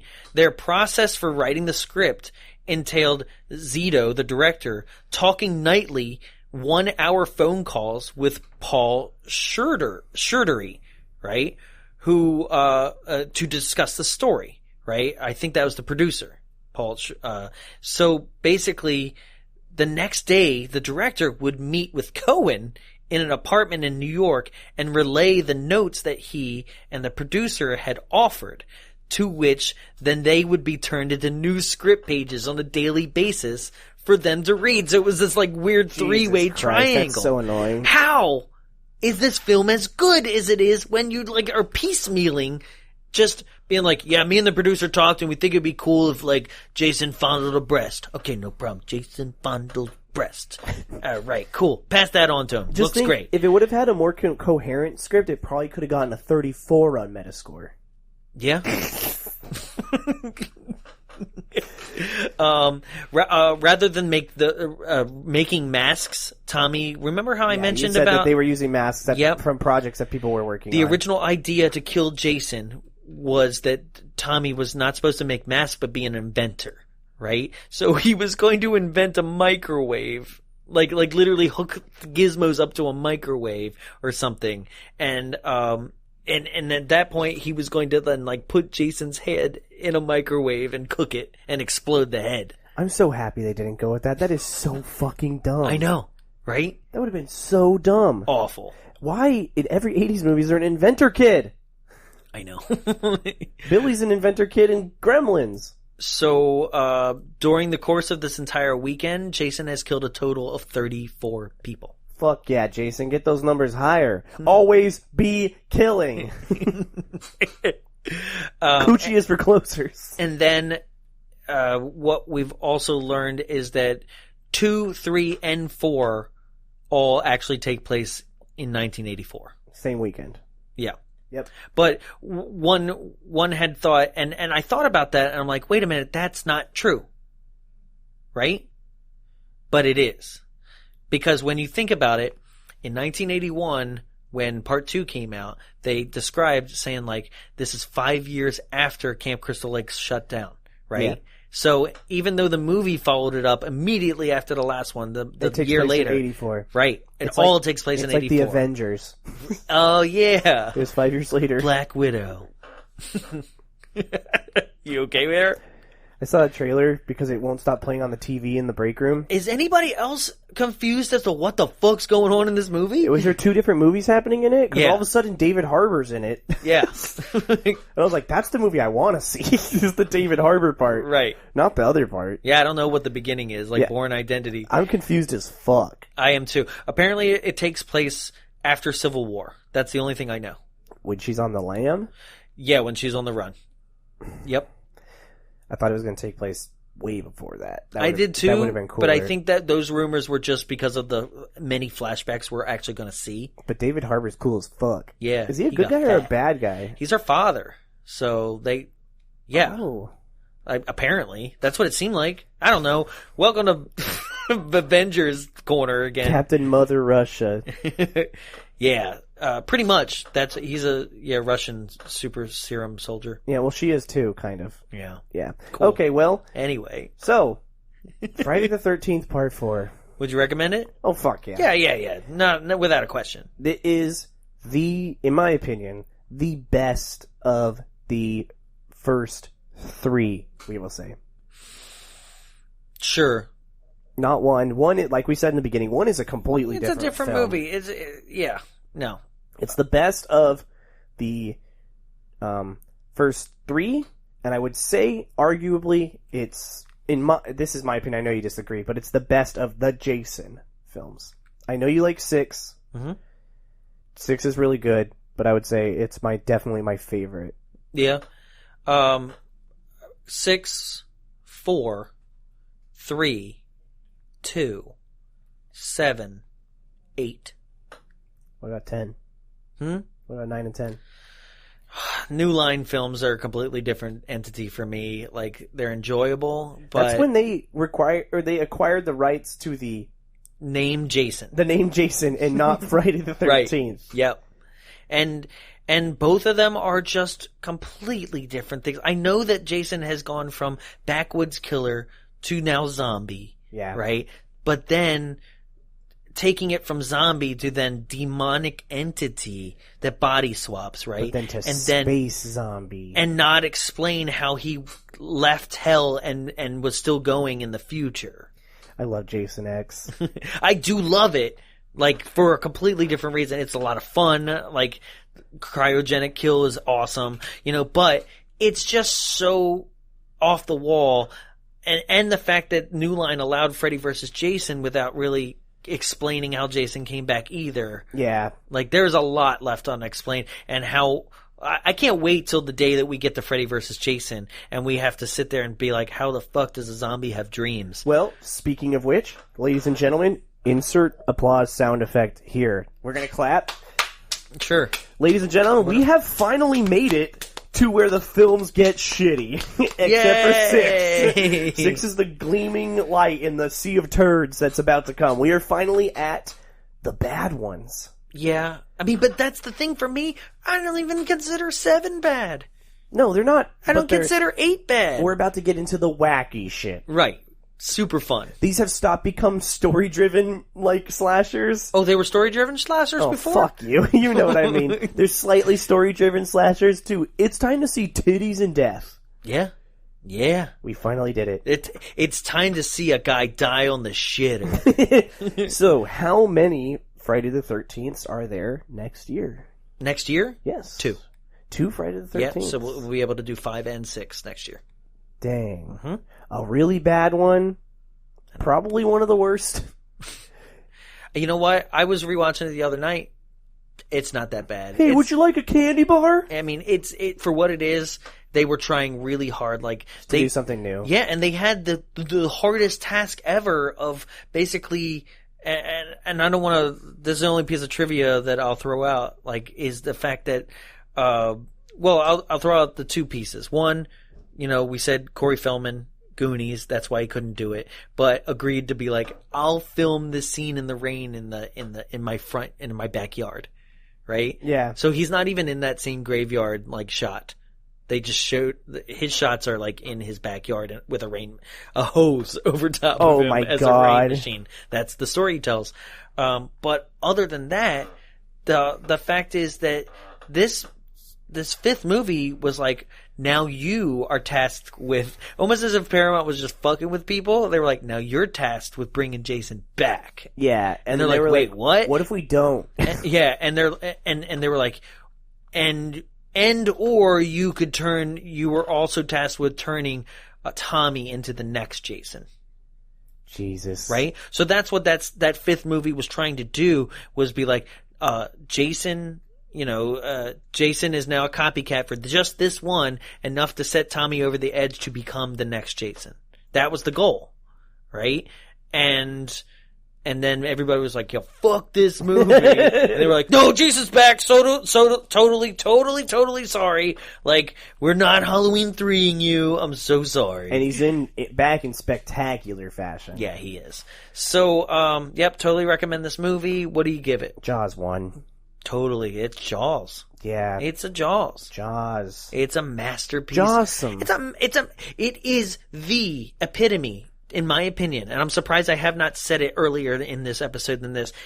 This movie is the epitome of what all parodies and camp counselor ripoffs and everything wants to be. This is the hockey mask killer with a chainsaw, except he never has a chainsaw. Why is there the assumption that he has a chainsaw? Where did that come from? Because they combine Jason with Texas Chainsaw. And I think Sleepaway Camp as well is petered in there because she uses a bunch of weapons, but it's like, it's weird. People always think Jason has a chainsaw. Mm-hmm. Yeah. Because, like, all parodies did that. They merged the two together. But also, like, Texas Chainsaw and, like, Friday are two very different films. Correct. But at that point, like... I guess everything was just lumped together. Yeah, that's like a brutal masked killer where, like, at that point the only other one on the block was Michael, and that's a very different type of kill. Yeah, this was... Texas Chainsaw is kind of, hate to be like so like, but it's like it's a smart, like really like thought out movie. Sure. Yeah. Okay, so you've heard from us for a long time. I know, right? But there's still a couple people that we need to hear from, and this first segment is, what did Carly think? So, Carly loved this movie. Like, absolutely loved this movie, and then said something that I was like, what the fuck? How come you've never said this to me? She loves Friday the 13th movies. Hell yeah. Welcome to the club, girl. Jason's her favorite slasher. Mine too. Absolutely mine too. Always has been. Freddy's, mine, but... Okay. But yeah. You're a bitch. Fire and ice. So... I can't wait to show her. It was so effeminate. She's never seen, I don't think, any other than the ones that I've shown her. So I can't wait to show her 5. Wait, so she loves them even though she hasn't seen them all? Yep. Okay. She's seen Freddy vs. Jason. Okay. She's seen the remake, and she's seen 1 through 4. Okay. Yeah. Awesome. Very cool. Yeah. Hell yeah. She always goes, she does say this a lot. She, if she's like gonna pretend to drop me, and I'm like, don't kill me, she's like, kill her, mommy. She says it all the time. She does do little weird creepy voices. Alright, awesome. So that was what Carly thought, but there's still a group of people you need to hear from. The people who think they're the most important people in the world. And you are. Besides us. Ladies and gentlemen, this is Gimme 5. These are 5 and 10-star reviews pulled from the internet, but it looks like this time, because Tyler finds all these, and I have no idea what they say until we're on air here, it looks like he's found 1-star reviews, because this movie is a masterpiece. Yeah, these assholes. Okay, so these are a bunch of assholes on the internet who just found this movie completely deplorable. These are 1-star reviews for Friday the 13th, the final chapter. Here we go. This one first, written by Felipe Manuel Nito. We got there. Yeah, it's the first Magneto. Written in 2017. Titled Final Chapter. I wish I had... ... But no. This movie is the 4th sequel, already wrong. Yeah, this is the 3rd. The 4th sequel to Friday the 13th, and one of the worst film franchises of one of the toughest to kill. What? Yeah. Okay. It's simply another slasher movie thought for adolescents. Or is that though? No, it's supposed to be though. I think it's thought. It's thought for adolescents. Okay. Made for adolescents? Yes. Yeah. Jesus, why did you pick this? You make me sound stupid. It's simply another slasher movie thought for adolescents and carried out by them. It's definitely a movie that is not worth the time it took to watch it because it seems made by amateurs. I just regret that Jason never thought of visiting the studios where the movies about him were made. Maybe the visit would have prevented some disasters like this movie. He literally was like, I hate this movie so much, I wish the filmmakers were brutally murdered. By the thing that they made. Yeah. Hey, it's me, Baghead Jason. I'm here. Oh shit, the worst one. I'm here because I'm not allowed to show the hockey mask yet, because that movie is being made right now. Hey, it's me, Baghead Jason. Don't slip in the piss. Oh, yeah. That's right. This next one's, I hate every movie I see. Well, I mean, I don't even need to see the rest of this review. You're just following suit, buddy. Sometimes the reviewer names are the best part. Written August 4th, 2003, titled Illogical and Dumb. This movie is just plain stupid. Nothing is scary or suspenseful about this movie. While watching this movie, you will wonder how Jason ever got to be such a huge horror icon with such awful movies. This film is completely unmemorable except for the ridiculously idiotic ending. I would highly recommend not seeing this movie unless you like stupid movies where all characters do things that are totally illogical. This movie, none of the characters really make any dumb decisions in this movie. No, I mean, they just go about a normal day. There's no dumb, like, I'm gonna go and, like, investigate the killer. Right. Yeah. Well, only one character does that. When she goes upstairs to chase after the dog. So, what also makes this movie so dull is the unbelievable stupidity of all the residents of Crystal Lake and its surrounding areas. Wouldn't 3 repeated mass murders at the same location make national headlines? How come no one in these movies seems to know or care about this? This film's tired storyline earns it a 2 out of 10 star rating for me. 1 out of 10 stars. 8 out of 19 found this review helpful. So here's the thing. The killings, when these people show up to the camp, literally happened the night before. Yeah, I know. It's another person that, like, assumes that, like, here's that weird thing, right, where people are like, yeah, it's always Friday the 13th when he kills. I'm gonna go out there and on a limb and say, unless Tommy Jarvis was like, let's go on his birthday to go dig up his body, I'm pretty sure part 6 is just a regular day. Yeah. And I'm pretty sure 7 and 8 probably are the same thing. Yep, it's just the title of the film. Yeah, at that point. Only 2 of them have taken place on Friday the 13th. Yeah. The first one and the second one. It's my birthday, time to kill bitches. He's wearing he's drinking out of one of those goblets. It's like, party bitch. Hey, it's me. I got a penis necklace. Oh, Jesus. It's full of real penises. Oh. Oh, wait, that's more of a bachelor party, isn't it? A bachelorette. Sorry. I'm no gay. I dropped the soap. I'm not gay. So the last one comes from Jan Senator in 2003 as well, titled "I wish there was a way to make money to take money away from these producers." He's not writing that weird. That's you. That was me that time. Sorry. I've read newspapers more scary. Yeah, dude, real life is scary. I can only credit mindless cattle moviegoers for sequels as bad as this. How this series continued after this movie is beyond me. I'm only commenting on this to hopefully dissuade even one person from seeing this movie. There's not even any blood in this movie. Wrong. Yeah, I know. Every death is meaningless and predictable and mundane all at the same time. He's just talking about real life.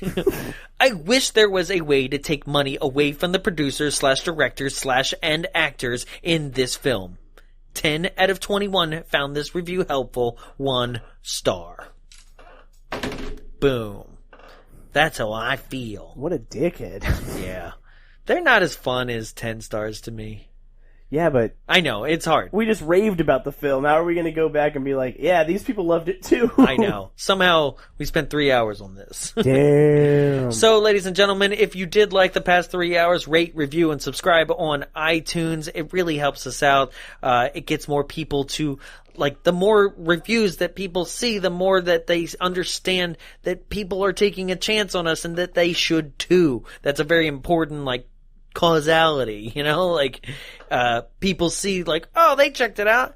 hey, I should check it out too, right? If they only see 5 reviews, they're like, not that many people listen. I guess they're not popular. That's not true. Yeah. Tyler's super popular. Not at all. At work. Everybody loves this guy. Yeah, that's true. It's not. They hate your guts. They're gonna murder you. Oh, shit. Don't drop the soap. I'm not gay! Anyway, guys. If you're looking for tickets for any of our live shows, like the one at the end of this month where we are doing the Arnold Schwarzenegger classic, Jingle All the Way. You can find those. You can find t-shirts. You can find everything. You can find tickets, if they are still available, for the pop-up that we are doing a couple days after this episode comes out here in the Southern California area, the retro release video pop-up. It will be... that link is at linktr.ee/bombsawayshow. That's linktr.ee/bombsawayshow. You can also find it on our Instagram. If you're not following us there, we're on all social medias at bombsawayshow. Look at this guy. Yeah, look at me. I've been listening. Hell yeah. Somebody has. Well, that about does it for us. I'm just getting you guys prepared for next month. Oh, yeah? Yeah. What's happening next month? Next month, I picked all the movies. Hell yeah. And I get to be Jonathan. That's right. We are switching roles. You get to read the reviews. I'm going to find them. Oh, they're going to be great. Oh. You're going to sound like a dumbass. You're going to be like, damn, it's actually really hard to find good reviews. No, I know. No, I believe it. There were, like, the very first times I was doing it, I was finding it for a little bit. Yeah. Until I handed it over to Jared. So yeah, I'm excited for that. Hell yeah. It's going to be good. Wait till you hear what the live show is, guys. Oh, Jesus Christ. Super excited. Wait till you see what I picked. I know. I mean, you've heard that theme song. Unless you're really into shitty movies, you already know what one of them is. You've heard one of them in the current theme song. So, ladies and gentlemen, thank you for listening. Thank you for sharing. Share with your friends. Share, please. That just about does it for us, right? Yeah. Stay tuned next week for Silent Night, Deadly Night Q&A with Linnea Quigley and Robert Brian Wilson, and I believe still confirmed is the producer as well of Silent Night, Deadly Night. That's what's going to show up next week. As I'm recording this, I'm not quite sure how that episode's going to go, so that's why I'm calling it a Q&A instead of an official episode. It's more than likely going to be pretty different from what we typically do. Just don't be too surprised. But I know you guys won't. You guys are going to love it. Hell yeah. What. Right? It'll kick your ass. I know, right? They'd be like, man, Jonathan embarrassed himself so hard on that. That's every show. Yeah. Thank you for listening, guys. Thank you for being fans. We really appreciate it, and we'll see you next week. I'm Jonathan. I'm Tyler. And... it says you're a dead fuck.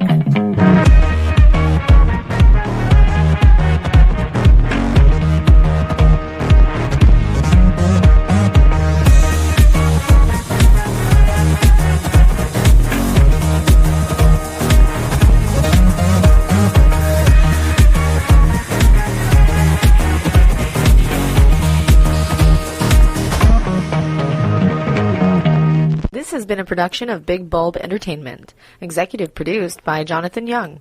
For more media and information, visit us at www.bigbulbentertainment.com.